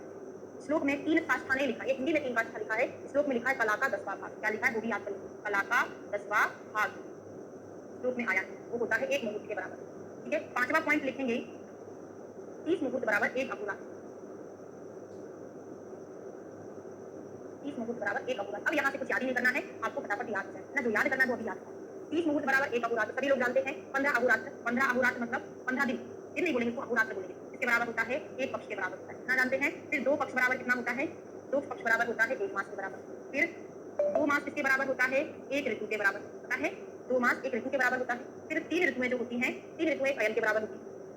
3 ऋतु 1 अयन मतलब दक्षिणायन, उत्तरायण। फिर 2 अयन क्या होता है? 2 अयन 1 वर्ष के बराबर होता है।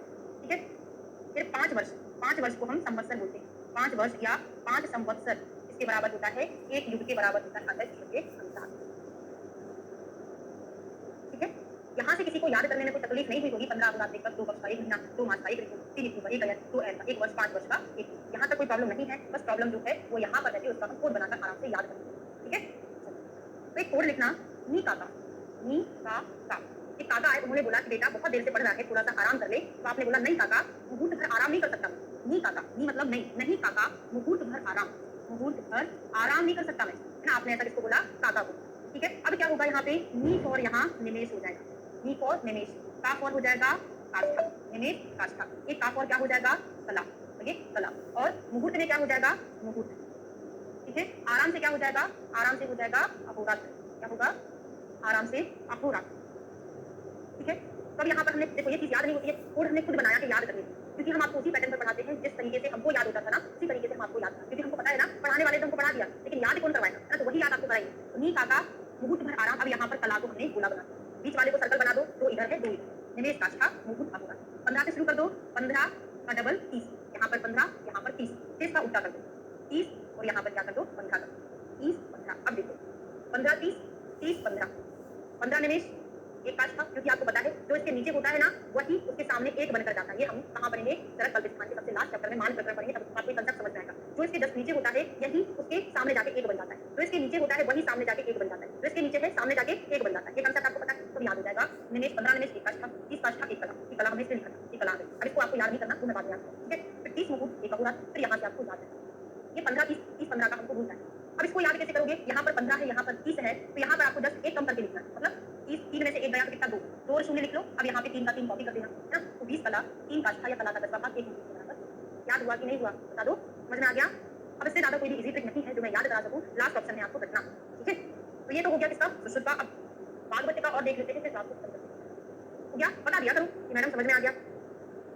अष्टांग हृदय का 15 निमेष वाला सेम है, 30 काष्ठा कला वाला बिल्कुल सेम है, ठीक है। अब यहाँ पर चेंज हो जाएगा कौन सा, थर्ड पॉइंट, 30 काष्ठा, मतलब ये वाला तो सेम है, ये वाला भी सेम है। अब यहाँ पे जो कोर्स में हमने लिखा था ना 20 कला 3 काष्ठा का एक मुकुट, यहाँ पर चेंज हो जाएगा। यहाँ पर क्या है, 20 काष्ठा, 20 काष्ठा और 1/10 कला, मतलब वही है 20।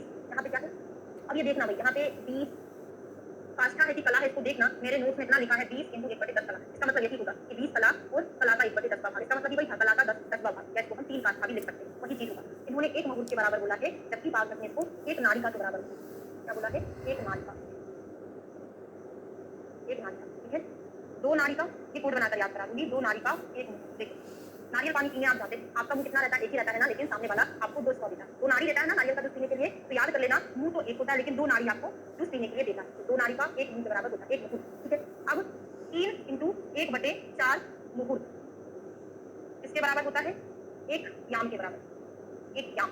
अब आपको याद हो जाएगा, 8 प्रहर उसी के इंतजार में गुजार दिए, 8 प्रहर या 8 याम। 8 याम मतलब समझ रहे हो, पूरा दिन रात, मतलब अहोरात्र उसी के इंतजार में गुजार दिए, ऐसा बोलते हैं ना, कहावत है। 8 प्रहर या 8 याम, 1 अहोरात्र, बाकी अब सब कुछ सेम। बागवत का इतना अलग था, तो इसको अच्छे से लिख लो, और बाकी मैंने याद करा दिया है, या फिर रखना पड़ेगा। कला की है, ठीक है ना, यहाँ पे कला होती है। आज हमारा 6वां चैप्टर कंप्लीट हो गया है, अध्याय यंत्र विधि। फर्स्ट चैप्टर का नाम क्या था, वेदोत्पत्ति है, दूसरा ऋष्योपनयनीय, तीसरा अध्ययन संप्रदानीय, चौथा प्रभाषणीय, 5वां अग्रोपहरणीय, 6वां जो हमने पढ़ा था ऋतुचर्या, और 7वें चैप्टर का नाम क्या है, यंत्र विधि। पूरा शल्य वाले जो शल्य तंत्र जो आप पढ़ेंगे, पूरा आपका उसमें रिवीजन होने वाला है। वहाँ पे आप और आचार्य के अकॉर्डिंग भी पढ़ेंगे ना, अष्टांग हृदय का संग्रह का, शल्य तंत्र के नोट्स में हृदय संग्रह का आप वहाँ से अच्छे से पढ़ना ना, सर आपको पढ़ेंगे। हम अभी सुश्रुत संहिता में पढ़ेंगे, सुश्रुत का पढ़ेंगे, ठीक है। हाँ ओके, ठीक है, शुरू करते हैं। पहला ही श्लोक है, यंत्र शतम एकम उत्तरम। शतम एकम मतलब होता है 100 और 1, 101। पहले क्वेश्चन यहाँ से बन जाता है कि यंत्र कितने होते हैं। आचार्य सुश्रुत के अनुसार यंत्र जो है 101 होते हैं। इनमें से कौन सा प्रधान होता है, दूसरा क्वेश्चन यहाँ से बनता है, अत्र हस्तमेव प्रधानतमम यंत्राणाम अवगच्छत्। इनमें हाथ जो है प्रधानतम, आगे जाके हम पढ़ेंगे प्रधान यंत्र, ठीक है, वो अलग है। यहाँ पे हम पढ़ रहे हैं प्रधानतम, सबसे ज्यादा बेस्ट, गुड बेटर बेस्ट में जो बेस्ट है वो क्या होता है, हाथ होता है। क्यों, किम कारणम, हाथ क्यों होता है, क्योंकि यस्मात् आद्रते यंत्राणाम अपवृत्ति, क्योंकि हाथ के बगैर हम कोई भी यंत्र यूज नहीं कर सकते, तो हाथ क्या होता है, प्रधानतम। दो क्वेश्चन बनता है, 101 यंत्र है सुश्रुत के अनुसार, और उनमें से हाथ प्रधान है। अब अष्टांग संग्रह और हृदय का बस संख्या लिख लो, पढ़ना आप वहीं से। अष्टांग हृदय और संग्रह ने कितने बोले, संग्रह ने तो बोला है ये अनेक हो सकते हैं, तो अष्टांग संग्रह का श्लोक लिखा विमर्श में, स्वविद्वाय का विकल्प से विविधानि यंत्र शस्त्राणि तत्कर्माणि। विविधानि मतलब क्या होता है, अष्टांग संग्रह ने असंख्य बोले हैं, और हृदय ने कितने बोले हैं, 116 बोले हैं। हृदय का 116 कर लेना, काउंटिंग वाउंटिंग करोगे ना तो कभी आता ही नहीं है, ये तो आपने कहीं प्रीवियस ईयर में क्वेश्चन पूछे हैं, या कुछ जो अलग अलग बुकलेट है उसमें लिखा हुआ है ना, उसमें से क्वेश्चन पूछा जाता है, इसलिए आप ऐसा ही लिखिए, काउंटिंग करने में कभी होता नहीं, ठीक है। अष्टांग हृदय का असंख्य है। अब यहाँ पे परिभाषा देखते हैं कि यंत्र क्या होता है ना, तो तत्र मनः शरीर बाधकराणि शल्यानि। शल्य क्या है और यंत्र क्या है, ये भी क्वेश्चन एग्जाम में पूछा है। मनः शरीर बाधकराणि, शल्य क्या है, जो हमारे मन को भी बाधा पहुंचाए और जो हमारे शरीर को भी बाधा पहुंचाए, दोनों को बाधा पहुंचाने वाला शल्य है, केवल शरीर को नहीं मन को भी। इसमें कुछ त्रुटि है, उसको आगे जाके सुश्रुति ने सुधारा है, अभी विमर्श में लिखा है। तो शरीर मन को बाधा पहुंचाने वाला शल्य है, और इस शल्य को निकालते हैं तेषाम हरण उपाय, इसके हरण करने के उपाय को हम क्या बोलते हैं, यंत्र। शल्य को यंत्र से ही निकाला जाता है, ठीक है। तो मन शल्य कोई दृश्यमान पदार्थ नहीं है, अतः उसे यंत्र शस्त्रों से निकाला भी नहीं जा सकता, क्योंकि मन में अगर कोई शल्य, जैसे हमको बहुत टेंशन हो रहा है, हमको बहुत डर लग रहा है, तो इस डर को कौन से यंत्र से निकालोगे, तो ये तो त्रुटिपूर्ण है। तो यहाँ पर इस त्रुटि के सुधार के लिए उन्होंने सूत्र स्थान के 26 चैप्टर में बोला है कि सर्व शरीर बाधकरम शल्यम, जो सारे शरीर को बाधा पहुंचाए वो शल्य है। अब यहाँ पे मन को उन्होंने हटा दिया, सर्व मतलब सर्व कहने का मतलब ही हो गया कि आपका पूरा जो शरीर है सब कुछ उसमें इंक्लूडेड रहेगा, है ना। तो सारे शरीर को बाधा पहुंचाने वाला शल्य है, उसके आहरण करने वाले को क्या बोलते हैं, यंत्र बोलते हैं। ठीक है, मॉडर्न साइंस में क्या क्या चीजें होती है यहाँ पर। प्रेफरेंस आपको कहाँ का देना है, 20, यहाँ से प्रेफरेंस नहीं पूछा जाएगा, ये दोनों श्लोक है। अगर ऑप्शन में मन और शरीर दोनों है तो वो आंसर होगा। एग्जामिनर कभी इनको दो को साथ में नहीं देगा, है ना, क्योंकि दोनों ही इतने ही इंपॉर्टेंट है, ठीक है। अगर फिर भी आपको पसंद करना हो तो आप सूत्र स्थान पर 26 वाले को प्रेफरेंस दे सकते हैं। मॉडर्न साइंस में लिखा लेंजिस्कोप, फेरेंजिस्कोप, है ना, ये सारे क्या होते हैं, यंत्र होते हैं। अब फिर यहाँ से क्वेश्चन बनता है कि आचार्य सुश्रुत के अनुसार यंत्र कितने प्रकार के होते हैं, तो यंत्र 6 प्रकार के। कई बार क्वेश्चन पूछा, देखो सारे क्वेश्चन मैं बताती आ रही हूँ। 101 होते हैं, हाथ प्रधान होता है, मन शरीर को पहुंचाने वाला शल्य है, उसको निकालने वाला यंत्र है, ठीक है। यंत्र कितने प्रकार के होते हैं, 6 प्रकार के होते हैं। इसी टाइप से पढ़ोगे तो बहुत लंबी लगेगा ही नहीं। हाँ, और ऐसा भी सुनने में आया है, हमको अभी पता चला कि 2 साल जो एडमिशन हो गए जिनके बीएमएस में, मतलब पिछले 2 सालों से ये रूल हो गया ना कि पूरा बीएमएस कंप्लीट करने के बाद एक और एग्जाम होगा, अगर आप वो एग्जाम फाइट करते हो तभी आपको बीएमएस की डिग्री मिलेगी। ये चीज आपको पता है कि नहीं है। बीएमएस कंप्लीट जो हमारा ईयरली टॉप 5 एग्जाम होता है वो तो ठीक है ना, इंटर्नशिप हो गया, उसके बाद एक और मेन एग्जाम होता है, फिर उसके बाद आपको डिग्री मिलेगी। अच्छा पता है, हमको अभी भी पता चला पूरा कंप्लीशन के बाद, जैसे कोई हाँ 2000, अब ये नहीं सर से आप पूछिएगा, सर को पूरा डिटेल पता है। 2017 वाला मुझे नहीं पता ना, पिछले 2 सालों से ऐसा सुनने में आया है। ठीक है, जैसे फॉरेन से कोई एमडी करने आता है ना, एमडी करके आता है, सॉरी कोई भी एमबीएस करके आता है, फिर वहाँ से करके तो आ गया, फिर उसका यहाँ पर एग्जाम होता है इंडिया में, फिर उसको डिग्री मिलती है, ऐसा रहता है। हाँ भाई, इसीलिए अच्छे से आपको बता दे रहे हैं कि आपने पूरा बीएमएस भी कर लिया, उसके बाद आपने एग्जाम को फाइट नहीं किया तो आपको डिग्री भी नहीं मिलेगी। इसलिए सारे बच्चों से रिक्वेस्ट मैं क्यों करूंगी, वो तो आपको करना है कि आपको बहुत अच्छे से पढ़ाई करना है, साथ में आपका बीएमएस भी क्लियर होना चाहिए, है ना। एमबी तो बात की बात है, पहले बीएमएस तो क्लियर हो, उसके बाद मेन एग्जाम को भी आपको फाइट करना है। इसलिए सभी लोग अच्छे से पढ़ाई करो, ठीक है। हाँ, अभी आप डिस्कस करते रहना कौन से बैच से हैं, मैंने आपको इतना बता दिया है। अब सबसे कुछ या फिर आप खुद इन्फॉर्मेशन निकाल लो। यंत्र कितने प्रकार के होते हैं? 6 प्रकार के। स्वस्तिक, संदंश, ताल, नाड़ी, शलाका, उपयंत्र। बहुत इंपॉर्टेंट है भाई। स्वस्तिक यंत्र कितने प्रकार के होते हैं? अब यहाँ से फिर क्वेश्चन बनता है। स्वस्तिक यंत्र जो है 24 प्रकार का, ठीक है। संदंश यंत्र 2 प्रकार के। याद कैसे करोगे? दंश, जब कोई सांप काटता है तो 2 दंश बनते हैं, ऐसा बनता है ना। हीरोइन के पैर में बनता है, हीरो उसका जहर निकालता है, फिर हीरो बेहोश हो जाता है, हीरोइन होश में आ जाती है। देखा है ना, दंश कितने होते हैं? 2 बनते हैं। ताल यंत्र भी कितने हैं? 2। कभी एक हाथ से ताली नहीं बजती, 2 हाथ से ताली बजती है। ताल भी कितना है? 2। संदंश भी 2 है, ठीक है। नाड़ी यंत्र 20 होते हैं। नाड़ी यंत्र के प्रकार कितने हैं? 20 हैं। शलाका यंत्र उससे और ज्यादा है, 8 ज्यादा है, तो 28 हो गया। और उपयंत्र कितने हैं? 25 है। अब ये तो संख्या आपको याद करनी पड़ेगी, है ना। तो स्वस्तिक 24 हो गया, संदंश 2 है, ताल दोनों हाथ से बजती 2 हो गया, नाड़ी 20 है, शलाका ज्यादा 28 और उपयंत्र कितने हैं? 25 है। अष्टांग हृदय में संदंश कितने हैं? 4 है। तो ऐसे याद कर लेना, 2 नाग के दंश, 2 नागिन के दंश, तो 4 दंश हो जाएंगे अष्टांग हृदय के। 23 प्रकार के नाड़ी यंत्र बता दिए, लेकिन काउंटिंग करने में कभी होता नहीं, मैंने आपको पहले भी दिया। यहाँ पे लिखा है तो एग्जामिनर यहीं से क्वेश्चन उठा देता है अष्टांग हृदय का, ठीक है। तो इनके कितने थे? 20 थे, 20 में 3 और ऐड कर दिया, 23 हो गए। फिर 34 प्रकार के शलाका, शलाका इनकी 28 थी, 29, 30, 31, 32, 33, 34, तो प्लस 6 ऐड कर दिया शलाका में। 3 का डबल 6, तो डिजिट याद रहेगा। 3 उन्होंने नाड़ी यंत्र में ऐड किया और 6 उन्होंने शलाका में। तो जो कम थी उसमें कम ऐड कर दिया, नाड़ी 20 थी तो नाड़ी में कम ऐड किया 3। शलाका कितनी थी? 28, उसमें डबल ऐड कर दिया, कितना? 6। और 19 प्रकार के अन्य यंत्र, उपयंत्र कर्म नहीं दिया। अष्टांग हृदय ने उपयंत्र कर्म ना देकर उसको अन्य यंत्र बोला, जो इनके कम है, कितने? 19 है, ठीक है। तानी काय से लोहानी वंती तक प्रतिरूपकानी बात बदला दी। तो ये जो होते हैं प्रायः लोहे के बनाए जाते हैं, ठीक है। अब इनके तरह तरह के आकृति होती है। तो कैसी आकृति होती है? यंत्रों की जो बनावट होती है वो कुछ हिंसक पशु मृग पक्षियों के मुख के समान होते हैं, है ना, कुछ जानवरों के मुख के समान होते हैं। तो यहाँ से कोई क्वेश्चन नहीं बनता है, आपको आ जाइए यंत्र के गुण। यंत्रों के गुण कौन कौन से होते हैं? यंत्रों के गुण होते हैं 6। तो यहाँ पर एक कोड बना दूं मैं, GDK। GDK क्या है? G फॉर गुण, D फॉर दोष, K फॉर कर्म, ठीक है। गुण कितने हो गए? 6। 6 दूनी 12, 12 दूनी 24। याद हो गया? पूरा पहाड़ा याद करना है कि 6 का डबल 12, 12 का डबल 24। तो हम गुण पढ़ने जा रहे हैं, ये आपको श्लोक याद करना पड़ेगा ना, बगैर श्लोक के आगे नहीं होगा। कैसे होते हैं? समाहितानि यंत्राणि खरस लक्ष्य मुखानी च सुदृढ़ानि सुरूपानि सुग्रहाणि च कार्ये। तो क्या है समाहितानि, है ना, खरस लक्ष्य मुखानी। तो एक हो गया समाहित, मतलब प्रमाणबद्ध, ना अधिक मोटे ना अधिक पतले हैं, ठीक है। आवश्यक आंसर खुरदरे और कोई मुलायम मुख वाले, अत्यंत मजबूत सुंदर, जिन्हें ठीक तरह से हाथ से पकड़ा जा सके। हिंदी से याद नहीं करोगे, श्लोक से क्वेश्चन पूछा जाता है। समाहित हो, खरस लक्ष्य उसका मुख हो, सुदृढ़ हो, स्वरूप हो सुदृढ़। 3 हो गया, 4, 5 और 6, है ना। समाहित, खरमुख लक्ष्य होना चाहिए, सुदृढ़, स्वरूप और सुग्रहाणि, ठीक है। अब स्वस्तिक यंत्र जो होते हैं, लंबाई कितनी होती है? तो स्वस्तिक, संदंश, ताल, नाड़ी, शलाका, उपयंत्र हमने जो पढ़े थे, उसमें हमने संख्या तो याद कर ली थी, उसका प्रमाण और वहीं पर याद कर लो, दोनों चीजें साथ में याद हो गई, ठीक है। तो 18 अंगुल, 18 में 2 कम कर दो तो कितना हो जाएगा? 16 अंगुल। अब यहाँ पे हमने 2 कम किया था, यहाँ पे 4 कम कर दो तो कितना हो जाएगा? 12। 18, 16, 14 नहीं करना, 18, 16 और 12। अष्टांग संग्रह के, हाँ, अष्टांग संग्रह के उपयंत्र कितने हैं? 29 है ना। उसको उपयंत्र कितने हैं? 29 है। 25 में 4 और ऐड करोगे, है ना, 29 हो जाता है, ठीक है। अब याद हो गया 18, 16, 12, तो बाकी तीनों के प्रमाण, नाड़ी, शलाका और उपयंत्र का जो प्रमाण होता है वो आवश्यकता के अनुसार होता है। कैसा होता है? आवश्यकता के अनुसार होता है।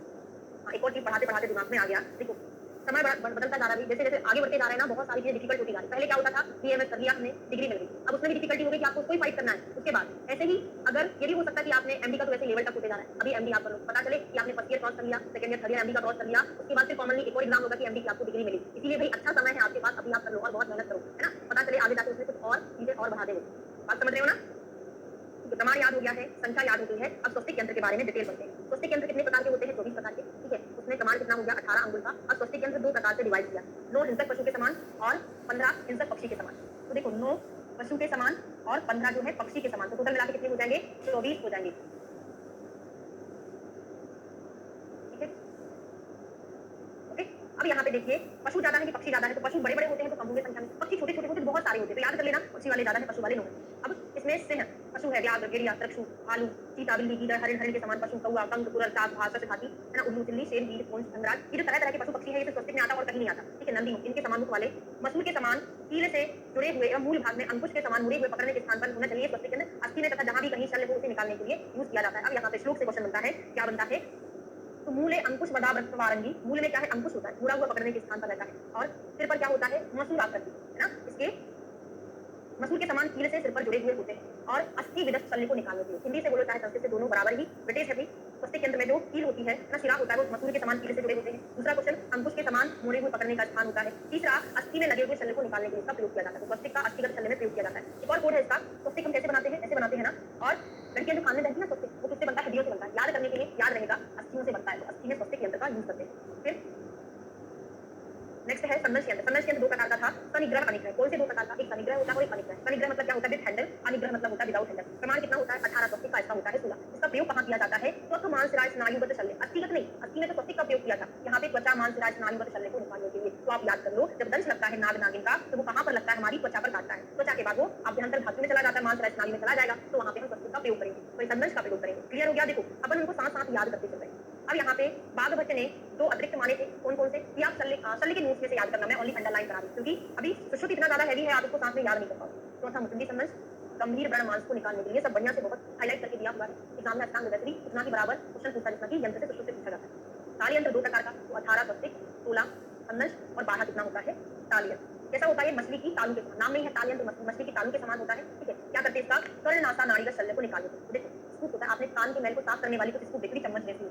देखिए ना सभी ने, तो क्या है, एक प्रकार की ताली जैसी है, तो जहां पर हॉलो स्पेस होता है, नाड़ी जैसा होता है, तो कान का मन नाक में जैसे हॉलो स्पेस है, नाड़ी मतलब वही हॉलो स्पेस, एक नली पाइप जैसा, तो यहाँ पे मल को निकालने के लिए हम इस स्कूप का उपयोग करते हैं, है ना, इसको हम मॉडर्न में स्कूप भी बोलते हैं। ठीक है, बात समझ में आ गई ना, 12 अंगुल का है, मछली की तालू के समान है, कर्णनासा आदि के मल को निकालने के लिए इसका प्रयोग किया जाता है। देखो साथ में मैं आपको कोड भी बना के डालूं। नाड़ी यंत्र क्या है, बहुत सारे होते हैं, अनेक प्रकार के होते हैं, उभयमुखी होते हैं, एक मुखी होते हैं। इनका प्रयोग किस लिए किया जाता है, 3 कर्म है नाड़ी यंत्र, निम्न में से किस कर्म के लिए नाड़ी यंत्र का प्रयोग नहीं किया जाता या किया जाता है, ऐसा क्वेश्चन बनता है। तो पहला श्रोतोगत शल्य उद्रनाद, किसी भी स्रोत में शल्य फंसा है उसको निकालने के लिए। देखो नाड़ी मतलब क्या है, स्पैटुला, तो ऐसा है, तो यहाँ से हम क्या करेंगे, ये कोई भी यंत्र डालेंगे उसको पकड़ के यहाँ से निकाल देंगे, तो ये कर्म होता है। दूसरा क्या होगा, उसको देखने के लिए रोग दर्शनार्थ, जैसे एनल स्पेकुलम जो होता है ना, एनल से इंसर्ट करके हम इंटरनल पाइप की पोजीशन देखते हैं, इंटरनल पाइप होता है, वो सारी चीजें देखते हैं। आचूषणार्थ, वहाँ पे अगर कोई प्रॉब्लम है तो वहाँ पे बस को आचूषण करेंगे, और क्रिया होकर जैसे स्पेकुला को अंदर डालेंगे, वहाँ पे क्या करेंगे, क्रिया होकर हमको सार कर्म करना, जो भी कर्म करना है उस कर्म के लिए प्रयोग किया जाता है। 4 कर्म है, श्रोतोगत शल्य उद्रनाथ, रोग दर्शनार्थ और हाँ 4 ही है, आचूषणार्थ और क्रिया होकर, ये चारों कर्म के लिए हम नाड़ी यंत्र का प्रयोग करते हैं। ठीक है, और यहाँ पे श्रोतो द्वार परिहानी स्रोत के जो द्वार है उसके आधार पर इसका अलग अलग प्रमाण होता है, इसलिए यहाँ पे कोई फिक्स प्रमाण नहीं दिया है। ठीक है, रोगों को देखने के लिए, परीक्षा के लिए, नाड़ी यंत्र दूषित रक्त का प्रदूषण करने के लिए, अर्श आदि रोगों में क्षार पाचन के लिए इसका प्रयोग किया जाता है। तो कई प्रकार के स्पेकुलम, जैसे नीजल स्पेकुलम, ईयर है, रेक्टल स्पेकुलम, वेजाइनल स्पेकुलम, है ना, ये सारे मॉडर्न साइंस में इनको कहाँ प्रयोग करते हैं हम, तो director, hernia director, lithotomy director, इन सब में इनका प्रयोग किया जाता है। लिथोटोमी पोजीशन में क्या है, उसको जो वेजाइनल ओपनिंग होती है ना, सर्वाइकल ओपनिंग, आपने देखा होगा, आपने देखा तो नहीं होगा, वीडियो में ही देखा होगा ना, जब वहाँ पे उत्तरवस्ती देते हैं तब हम स्पेकुला का प्रयोग करते हैं ना, लड़कियों ने अगर 25 की होगी, गायनी में तो सभी ने किया भी होगा उत्तरवस्ती। ठीक है, अगला है शलाका। अब यहाँ नाड़ी यंत्र के बारे में विवरण में बहुत सारा कुछ लिखा है, वो शल्य के नोट से पढ़ेंगे तभी आपको समझ में आएगा। अब शलाका यंत्र जो है ये भी अनेक भेद होते हैं इनके भी, है ना, अभी हमने शलाका यंत्र कितने पढ़े हैं, 28 तो पढ़े हैं, यहाँ पे नंबरिंग पढ़ा था, बाकी बहुत सारे और भी पता है। अब इनकी मोटाई और लंबाई जो होती है, गंडू पदमुखी अर्थात कैचों के समान मुख वाले, सर्पपर्णमुखी, हाँ गंडू पद होता है, सर्पपर्ण होता है, सर्पपुंख होता है, बड़े होता है, ये कितने होते हैं, 2 होते हैं। ठीक है, चाहे तो अभी आपकी जो शल्य तंत्र वाले नोट्स है उसको ओपन कर लीजिए, उसमें से और ज्यादा अच्छे से समझ में आएगा। वो ओपन करके बैठे, संहिता को साथ में लेकर बैठना है, वहाँ पे वर्टिकल लिखा है, यहाँ पे पूरा थ्योरेटिकल जैसा लिखा है, तो पूरा याद करने में परेशानी होगी। ठीक है, तो गंडू पदमुखी और सर्प, देखो गंडू पद मतलब केचुआ, केचुआ ऐसे लहरा के चलता है ना, ऐसे ही सर्प भी चलता है, तो सर्प और केचुआ और एक सर्पमुखी और एक वडिष्ठमुखी, तो ये जो होते हैं चारों शलाकाएं 2-2 होती है संख्या में। सर्पमुख पंखा जो होता है, पंखे में 4 पंखियां होती हैं, उसका आधा कर लेना तो 2 बचेगा। ठीक है, एक बड़े होता है तो 2-2 होते हैं, इनका उपयोग किसमें करते हैं, तो गंडू पदमुखी, इसका प्रयोग हम एषण में करते हैं। इसमें एषण करने, एषण मतलब होता है प्रोबिंग, इसको हम मॉडर्न में ब्लंट प्रोब बोलते हैं। सभी ने देखा होगा जब गंदा फिस्टुला की ओपनिंग हम चेक करते हैं ना, तो वहाँ पे हमको प्रोबिंग करनी पड़ती है, तो वहाँ पे हम एक ब्लंट प्रोब यूज करते हैं, जहाँ पे थोड़ा फुल्की होता है ना, तो वहाँ पे जहाँ पे क्या ना बैक्टीरिया में होगा तो वहाँ से पस निकलता है, तो हम उसका फिर मार्ग ढूंढते हैं, उसको हम बोलते हैं प्रोबिंग करना। ठीक है, तो फिस्टुला की ओपनिंग को पता करने के लिए हम इसका प्रयोग करते हैं, और इसको हम क्या बोलते हैं, एषण प्रोबिंग बोलते हैं। समझ में आ गया। अब सर्पपर्णमुखी, इसको हम रिट्रैक्टर बोलते हैं, इसका काम क्या होता है, व्यूहन करना। व्यूहन मतलब होता है ऊपर को उठाकर बाहर की ओर निकालना। अब इतना ना याद करो, आप इतना देखो, सर्प जो होता है क्या करता है, जब उसको गुस्सा आता है तो गोल गोल एक व्यू बनाकर बैठ जाता है, ऐसे बैठता है ना, गोल गोल एक व्यू बनाकर सर्प बैठ जाता है, व्यूहन करने इसका प्रयोग किया जाता है। सर्पमुखी का चालन, सर्पमुख में पंखा है ना, तो पंखे को क्या करते हैं, हवा करते हैं, हवा करना मतलब चलाना, या जो पंखा लगा हुआ है ऊपर वो क्या कर रहा है, चल रहा है। ठीक, फिर आहरण, वडिष्ठमुखी का प्रयोग हम आहरण में करते हैं, भूल जाते भी नहीं पता रहता, तो वडिष्ठ में डिश को अंडरलाइन करो। डिश मतलब क्या है, अच्छा अच्छा आहार, अच्छा अच्छा खाना, तो आहार याद कर लो, डिश क्या होता है, एक आहार होता है। तो सभी के कर्म याद हो गए, संख्या याद हो गई क्या, आपका शल्य तंत्र भी कंप्लीट हो रहा है, तो आप ऐसी खुशी मनाइए कि हमारा साथ साथ एक सब्जेक्ट भी कंप्लीट हो जाएगा, जो बहुत लेंथी होता है, बहुत ज्यादा है, वो 46 पेज का मुझे याद है। हो गया ना, ठीक। तो मसूर की दाल के समान मुख वाली किंचित नीचे की ओर मुड़ी हुई, तो मसूर दल मात्रमुखी, मसूर दल मात्रमुखी यहाँ से याद कर लेना। फिर हमने 4 तो पढ़ लिए, अब नेक्स्ट आती है मसूर दल मात्रमुखी। ठीक है, दूसरी शलाका का नाम क्या है, मसूर दल मात्रमुखी। 2 शलाकाएं होती है, इनका काम क्या होता है, श्रोतोगत शल्य को निकालने में प्रयुक्त होती है। तो श्रोतोगत शल्य उद्रनार्थ, अब ये चीज मुझे बताओ, श्रोतोगत शल्य उद्रनार्थ कौन कौन सी चीज प्रयुक्त होती है। एक मसूर दल मात्रमुखी शलाका का प्रयोग करते हैं हम, और एक नाड़ी यंत्र का प्रयोग करते हैं ना। तो श्रोतोगत शल्य को निकालने के लिए हम 2 चीजों का प्रयोग करते हैं, श्रोतोगत शल्य उद्रनार्थ, एक नाड़ी यंत्र, दूसरा शलाका। कौन सी शलाका, मसूर दल मात्रमुखी। अब इसका कोड बना लो, मसूर का खेत है, हमको उसमें पानी का स्रोत चाहिए, तभी तो मसूर बढ़ेगी। मसूर के खेत में पानी का स्रोत चाहिए, तो मसूर वाला श्रोतोगत शल्य को निकालने के लिए प्रयुक्त किया जाता है। फिर अब मैं संस्कृत से पढ़ाऊंगी क्योंकि हिंदी थोड़ा अलग हो जा रहा है, नहीं समझ पाओगे आप। तो षट कार्पास प्रतोष्णी शलाका, जो कार्पास प्रतोष्णी शलाका होती है वो कितनी होती, संख्या बहुत पूछी गई है, 6 होती है ना। क्या करते हैं, प्रमार्जन क्रिया करते हैं। कार्पास जो होता है घाव की सफाई करने के लिए प्रयुक्त होती है, सफाई को हम क्या बोलते हैं, प्रमार्जन करना, ठीक है। तो षट कार्पास प्रतोष्णी जिनका काम होता है प्रमार्जन। फिर 3 क्या होती है, दार्याकृति फल मुखानी सार औसत प्रणिधानार्थम, है ना। इसको खल्व बोलते हैं या फिर दार्याकृति शलाका बोलते हैं। ये कितनी संख्या में होती है, 3 होती है, ठीक है। 3 दार्याकृति या खल मुखानी क्या करता है, ये क्षार औषध प्रणिधान, दाल समझते हो, जिससे दाल फ्राई करते हैं, सब्जी परोसते हैं, वो दाल होती है। उससे क्या करेंगे हम, उसमें क्षार औषध भरेंगे और डाल देंगे जहां पर यूज करना है। तो क्षार औषध प्रणिधान के लिए प्रयुक्त की जाती है दार्याकृति। 3 होती है जाम्बोष्टमुखी, कैसा, जामुन के समान होती है जाम्बोष्टमुखी 3 शलाका। और 3 होती है अंकुश शलाका, 3 और 3 मिलाकर हो जाती है 6, ठीक इसको बोलते हैं 3 और 3 मिलाकर हो जाती है 6। और इन 6 का प्रयोग कहां करते हैं, अग्नि करने के लिए, समझ रहे हो। देखो जामुन की लकड़ी जो है, जामुन की लकड़ी में आग लगाएंगे तो जलेगी ना। जामुन की लकड़ी जामुन की जो होती है वो अग्नि कर्म में प्रयुक्त की जाती है, जामुन के साथ साथ अंकुश वाली। तो 3 टोटल मिला के आपसे ऐसा क्वेश्चन पूछा जाएगा कि अग्नि कर्म में प्रयुक्त होने वाली कुल शलाकाएं कितनी है, तो 6 शलाकाएं। फिर नासा अर्बुद हरणार्थ, नासा अर्बुद हरण के लिए कितनी है, 1 है। नाक हमारी कितनी है भाई, 1 है। उसकी शलाका भी कितनी हो जाएगी, 1 हो जाएगी। कैसी होती है, कोल आस्थि दल मात्र की, कोल मतलब बेल, अस्थि मतलब बेल की गुठली, दल मतलब बेल की गुठली का आधा पार्ट। याद हो गया, ये बेल की गुठली थी, इसके आधे भाग के बराबर होती है, दल मतलब होता है उसका आधा भाग। तो कोल आस्थि दल मात्र की खल तीक्ष्णोष्ठम, और इसके उष्ठ जो होता है तीक्ष्ण होता है, ठीक है। तो याद कैसे करोगे, बच्चे होते हैं ना, खेलते खेलते जो बेल की गुठली का आधा भाग नाक में फंसा लेते हैं, तो कोल फंसा लेते बच्चे नाक में, ठीक है। अंजन शलाका जो होती है 1 होती है। अंजन शलाका एक ही शलाका से दोनों अपने अंजन लगा सकते हैं, एक में इसमें लगाएंगे तो दूसरी इसमें लगाएंगे, ऐसा नहीं करते ना। तो अंजन के लिए 1 शलाका जिसका है कलाय परिमंडल उभयतु, कलाय परिमंडल मतलब की बुलाई कैसी होती है, कलाय मटर के समान होती है। उभयतु मुकुलाना, और किनारों पर कैसा होता है, दोनों साइड मुकुल के आकार का होता है। तो काला अंजन याद कर लेना, जो हम अंजन लगाते हैं वो कैसा है, काले कलर का अंजन है, ठीक है। मूत्र मार्ग विशोधनी 1 है, अंजन वाली भी 1 है, नासा वाली भी 1 है, मूत्र मार्ग भी 1 है, ठीक है। मालती पुष्प के समान, मालती पुष्प काव्य प्रमाण परिमंडलानी, जब हम आपको उत्तरवस्ती पढ़ाएंगे वहां पे मालती पुष्प का उल्लेख होगा। उत्तर मार्ग मतलब उत्तरवस्ती कहां से देते, उत्तर मार्ग पुरुषों में मृत के द्वारा, महिलाओं में योनि के द्वारा, है ना। तो वहां पर भी हम मालती पुष्प पढ़ते हैं, यहाँ पर भी मालती पुष्प पढ़ते हैं। तो जितना कुछ हमने पढ़ाया आपको समझ आ गया, सारी चीजें, सभी का कर्म समझ आ गया। 2-4 क्वेश्चन पूछ लूं फिर आगे बढ़ेंगे, है ना। केशर कर्म के लिए कौन सी शलाका प्रयुक्त करते हैं, कार्पास प्रकोष्ठी शलाका की कितनी संख्या है टोटल। अग्नि कर्म के लिए टोटल कितनी शलाकाओं का प्रयोग करते हैं। कलाय परिमंडल कौन सी शलाका है, कुलासी दल मातृमुखी कौन सी शलाका है, केशर कर्म के लिए कौन प्रयोग करते हैं, व्यूहन कर्म के लिए कौन से प्रयोग करते हैं, सरपुंखमुखी की संख्या कितनी होती है, कार्याकृति शलाका की संख्या कितनी होती है। तो लास्टली इतना बता दीजिए, सारी चीजें आपसे बन पाई हैं, सारे क्वेश्चन क्लियर हो गए क्या। तो शलाका हमारा कंप्लीट हो गया। अब हम आते हैं उपयंत्र पर। उपयंत्र कितने होते हैं, नंबर याद कर लो, थोड़ा सा अंदर से पढ़ना है बस, ज्यादा कुछ याद नहीं रखना। सबको याद हो गया, हाँ चलिए वेरी गुड। हाँ एक और चीज, कल हमारी क्लास मॉर्निंग में रहेगी, संहिता की, सर की नहीं रहेगी, मतलब कि इवनिंग से छुट्टियां लग जाएंगी आपकी, तो मॉर्निंग में क्लास हो जाएगी 7 बजे से संहिता की, ठीक है। उपयंत्रों में उपयंत्र कितने होते हैं, 25 होते हैं। तो रस्सी, वेदिका, पट्ट, चर्म क्या क्या चीजें आती है उपयंत्र में, रस्सी आती है, वेदिका है, पट्ट है, चर्म है, अंतरछाल, लता, वस्त्र, अष्टीला, क्या आकार के पत्थर, मतलब जो लोहे वोहे के नहीं होते। क्या होते हैं, अगर हमारे पास इमरजेंसी में यंत्र नहीं हो तो हम ये घर में मिलने वाली, जंगलों में मिलने वाली इन सब चीजों का प्रयोग कर देते हैं। हाँ बिल्कुल, अंगुली, जिह्वा, दांत, नख, मुख, बाल, अश्वगंधा वृक्ष की शाखा, इसकी बनता है शार अग्नि, है ना। तो शार अग्नि भी इसमें आता है, तो उपयंत्र में आता है। इतना बस पढ़ के रखो, जब हम आपको आगे जाके पढ़ाएंगे वहां पे आपको सारी चीजें याद हो जाएंगी। छुट्टी के बारे में भी बाद में बात करेंगे, ठीक है। सुमितानी यंत्र तंत्राणी, बागवत ने 25 प्लस 4, बागवत कौन से बागवत है, संग्रह वाले हैं, इन्होंने 4 एक्स्ट्रा बोले हैं, कारण के 29 हो जाते हैं। एक कोड याद कर लो, आत्र पाक का भय, आंत्र पक जाएगी, इसको हम इसका हमको भय लगा रहता है, आंत्र पाक का भय। तो आंत्र से हो जाएगा आंत्र, पाक से हो जाएगा पाक, का से हो जाएगा काल, भय से हो जाएगा भय, आंत्र पाक का भय। हाँ बिल्कुल, ठीक है। चलिए यंत्रों के कर्म देखते हैं, यंत्रों के कर्म कितने होते हैं, नंबर बस याद कर लो, 2 चीजें बस याद करना है यहाँ से, ठीक है। चतुर्विंशति जो होता है यंत्र के कर्म होते हैं। अब 2 चीजें यहाँ से पूछी जाती है कि आचार्य सुश्रुत ने यंत्र कर्म शस्त्र कर्म के अंदर क्या रखा है, ये अपन ने पहले बात कर ली थी वैसे। यंत्र और शस्त्र के कर्म में क्या कॉमन है, बताओ जरा। हाँ बताइए, पढ़ के आ चुके हैं। केशन और आहरण, ये जो होता है यंत्र और शस्त्र दोनों में कॉमन होता है, वेरी गुड, केशन और आहरण, आहरण, ठीक है। चलिए अनेक प्रकार के होते हैं। नीचे वाला है दोष, कितने 12 होते हैं, देखो। यंत्र के गुण दोष, शल्य के गुण दोष, हमेशा मैं श्लोक से ही याद कराती हूँ, आपको श्लोक ही याद करना है, बाकी आप खुद अक्सर पढ़ाएंगे, शायद बोर्ड से पढ़ाते हैं, है ना। तो आपको जो भी सही लगे आप वैसे याद करिएगा, है ना। तो मैं तो आपको यही एडवाइस करूंगी कि आप इनको, क्योंकि बगैर श्लोक याद करे आप याद नहीं कर सकते हो। एक डायरी बनाने को बोला था, सभी लोग बनाए हैं कि नहीं बनाए। हाँ उपयंत्र अनुशस्त्र में कॉमन है, जब हम अनुशस्त्र पढ़ेंगे ना तब मैं ये आपको रिपीट करूंगी, शब्द बनाए हैं कि नहीं। छोटी सी डायरी बनाने को बोला था, उसमें पूरा संहिताओं में आपको मुश्किल से 25 से 30 श्लोक याद करने को बोलूंगी, ना। तो ये आपको याद करना, कल मॉर्निंग हमको सुनाना है, ठीक है। यंत्र के गुण और दोष का तो कैसा है, अति स्थूलम आसारम, बहुत ज्यादा मोटा हो, या आसार मतलब अशुद्ध लोहे से बना हुआ हो, अति दीर्घ अतिरिक्त बहुत ज्यादा दीर्घ हो, या बहुत ज्यादा रस हो, आग्राही, विषमग्राही, वक्र हो, शिथिल हो, अति उन्नत, मधुपाश, ये 12 जो होते हैं यंत्र के दोष होते हैं। तो याद करिएगा, जब मैं आपको शस्त्र के गुण दोष पढ़ाऊंगी तब आपको पूछूंगी कि वहां पे यंत्र का कौन सा गुण था जो शस्त्र का दोष है, या शस्त्र का यहाँ पे कौन सा गुण है जो यंत्र का दोष है, ठीक है।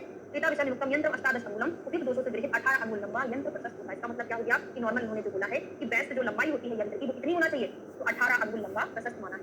ठीक है। तो दृश्यम से मुखादि, अब यहाँ से एग्जाम में क्वेश्चन पूछा है, क्या पूछा है कि जो दृश्य शल्य होते हैं उनमें उनको सह मुखादि से मुखाना चाहिए। सह मुखादि मतलब स्वस्तिक यंत्र में हमने जो सह मुख आदि नौ हिंसक पशु के समान जो यंत्र कहे थे ना, उन सभी का प्रयोग हम किसमें करते हैं, दृश्य शल्य को निकालने में। केवल जीडी के 6, 8, 14, 6, 8, 14 नहीं 15 है, वो बागभट्टी की बात कर रहे हैं। जीडी के गुरुदोष कर्म सुश्रुत के 6, 12, 24 से बागभट्टी 6, 8, 15, हाँ लिख लो, बागभट्टी का भी लिख लो। जीडी के 6, 8 और 15 ये बागभट्टी ने बोला है। सहमुख आदि का प्रयोग करते हैं। और गूढ़ शल्य जो बहुत ज्यादा गहरे हैं उनमें कंक मुख आदि का, कंक मुख क्या होता है, कंक मुख आदि जो हमने 15 प्रकार के हिंसक पक्षी के समान स्वस्तिक पढ़े थे ना, उनका प्रयोग हम गूढ़ यंत्र को निकालने में करते हैं। गूढ़ शल्य, ये बात समझ में आई। केवल इतना नहीं समझना कि केवल सहमुख का दृश्य में करते हैं, केवल कंक मुख का गूढ़ में करते हैं, ऐसा नहीं है। कंक मुख आदि मतलब 15 प्रकार के सभी का प्रयोग हम गूढ़ शल्य में करें। अब इसका एक कोड बना लो। दृश्य मतलब हमको सामने से दिखाई दे रहा है कि शेर आ रहा है, तो शेर सामने से ही दिखाई दे रहा है, सहमुख आदि का दृश्य में, बाकी गूढ़ का कंक मुख। की सोच कितनी ज्यादा लंबी होती है तो गूढ़ शल्य को भी निकाल सकता है। ठीक है, निर्हल शल्य शल्य शास्त्र की अपेक्षा। अब निर्वर्ते साधुवागते चा शल्य निर्गते, यहाँ यंत्र का कंक मुखम प्रधानम स्थानेषु सर्वेषु अधिकारी। अब यहाँ पर बोला है कि प्रधान यंत्र कौन सा होता है, कंक मुख, और प्रधानतम कौन सा है, बेस्ट कौन सा है, ये होता है हस्त। हस्त क्या होता है, बेस्ट होता है। ठीक है, तो ये हमने यंत्र वाला चैप्टर कंप्लीट कर लिया है। किसी को कोई परेशानी? अब शस्त्र वाले में एक फॉर्मूला बस पढ़ाऊंगी आपको, बाकी कल मॉर्निंग में इस चैप्टर को कंप्लीट करेंगे। किसी को कोई परेशानी? सारी चीजें याद हो गई हैं कि नहीं?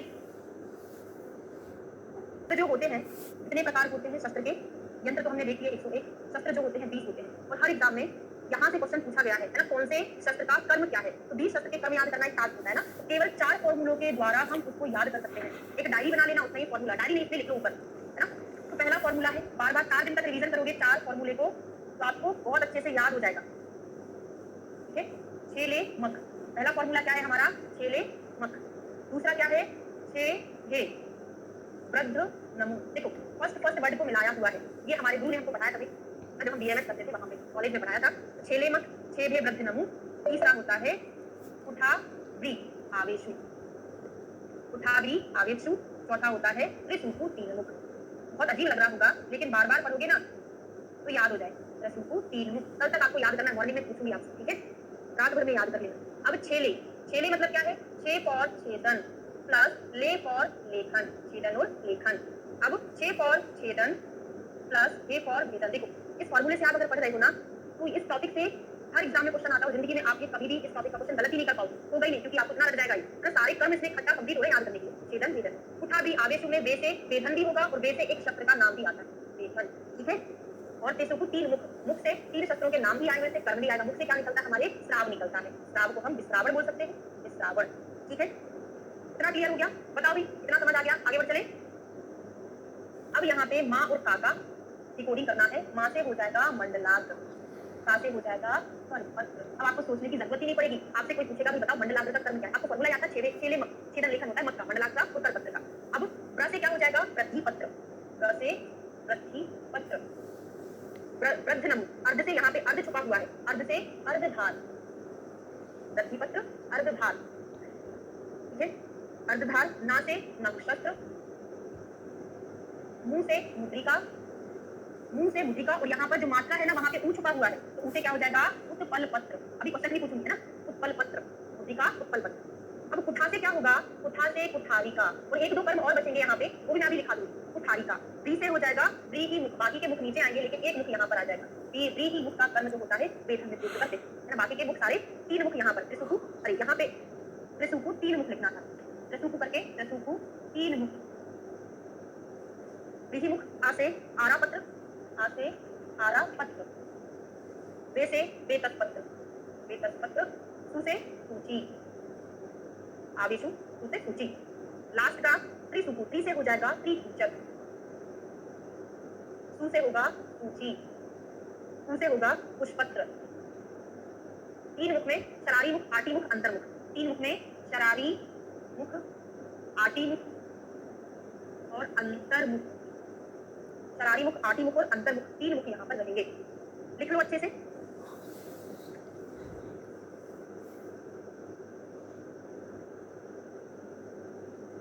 सूची का जो कर्म है, लास्ट में सूची के पास पुष्पत्र लिखा है, ये पुष्पत्र है।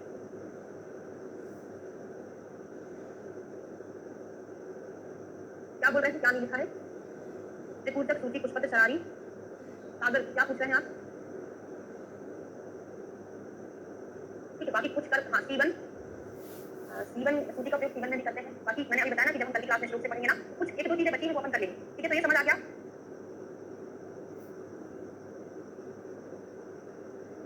ये क्षण कर्म, अभी यहाँ नहीं, वो कर्म यहाँ पे नहीं है, स्त्रीलिंग कर्म यहाँ पे बता। ये 20 के 20 आपके जो शस्त्र हैं उनके कर्म आपको याद हो जाए, है ना? एक क्षण कर्म तो इसलिए यूज़ करते हैं, वो यहाँ पे इंक्लूडेड रहेंगे। ठीक है, समझ आ गया? सभी को अच्छे से याद हो गया? एक बार और फॉर्मूले पढ़ लो, 6 लेमक 6 वेवृद्धनमु, उठावरी, आवेशु, त्रिशूल, 3 मुख। ठीक है, 2-4 बार अभी क्वेश्चन पूछने से कोई मतलब नहीं रहेगा।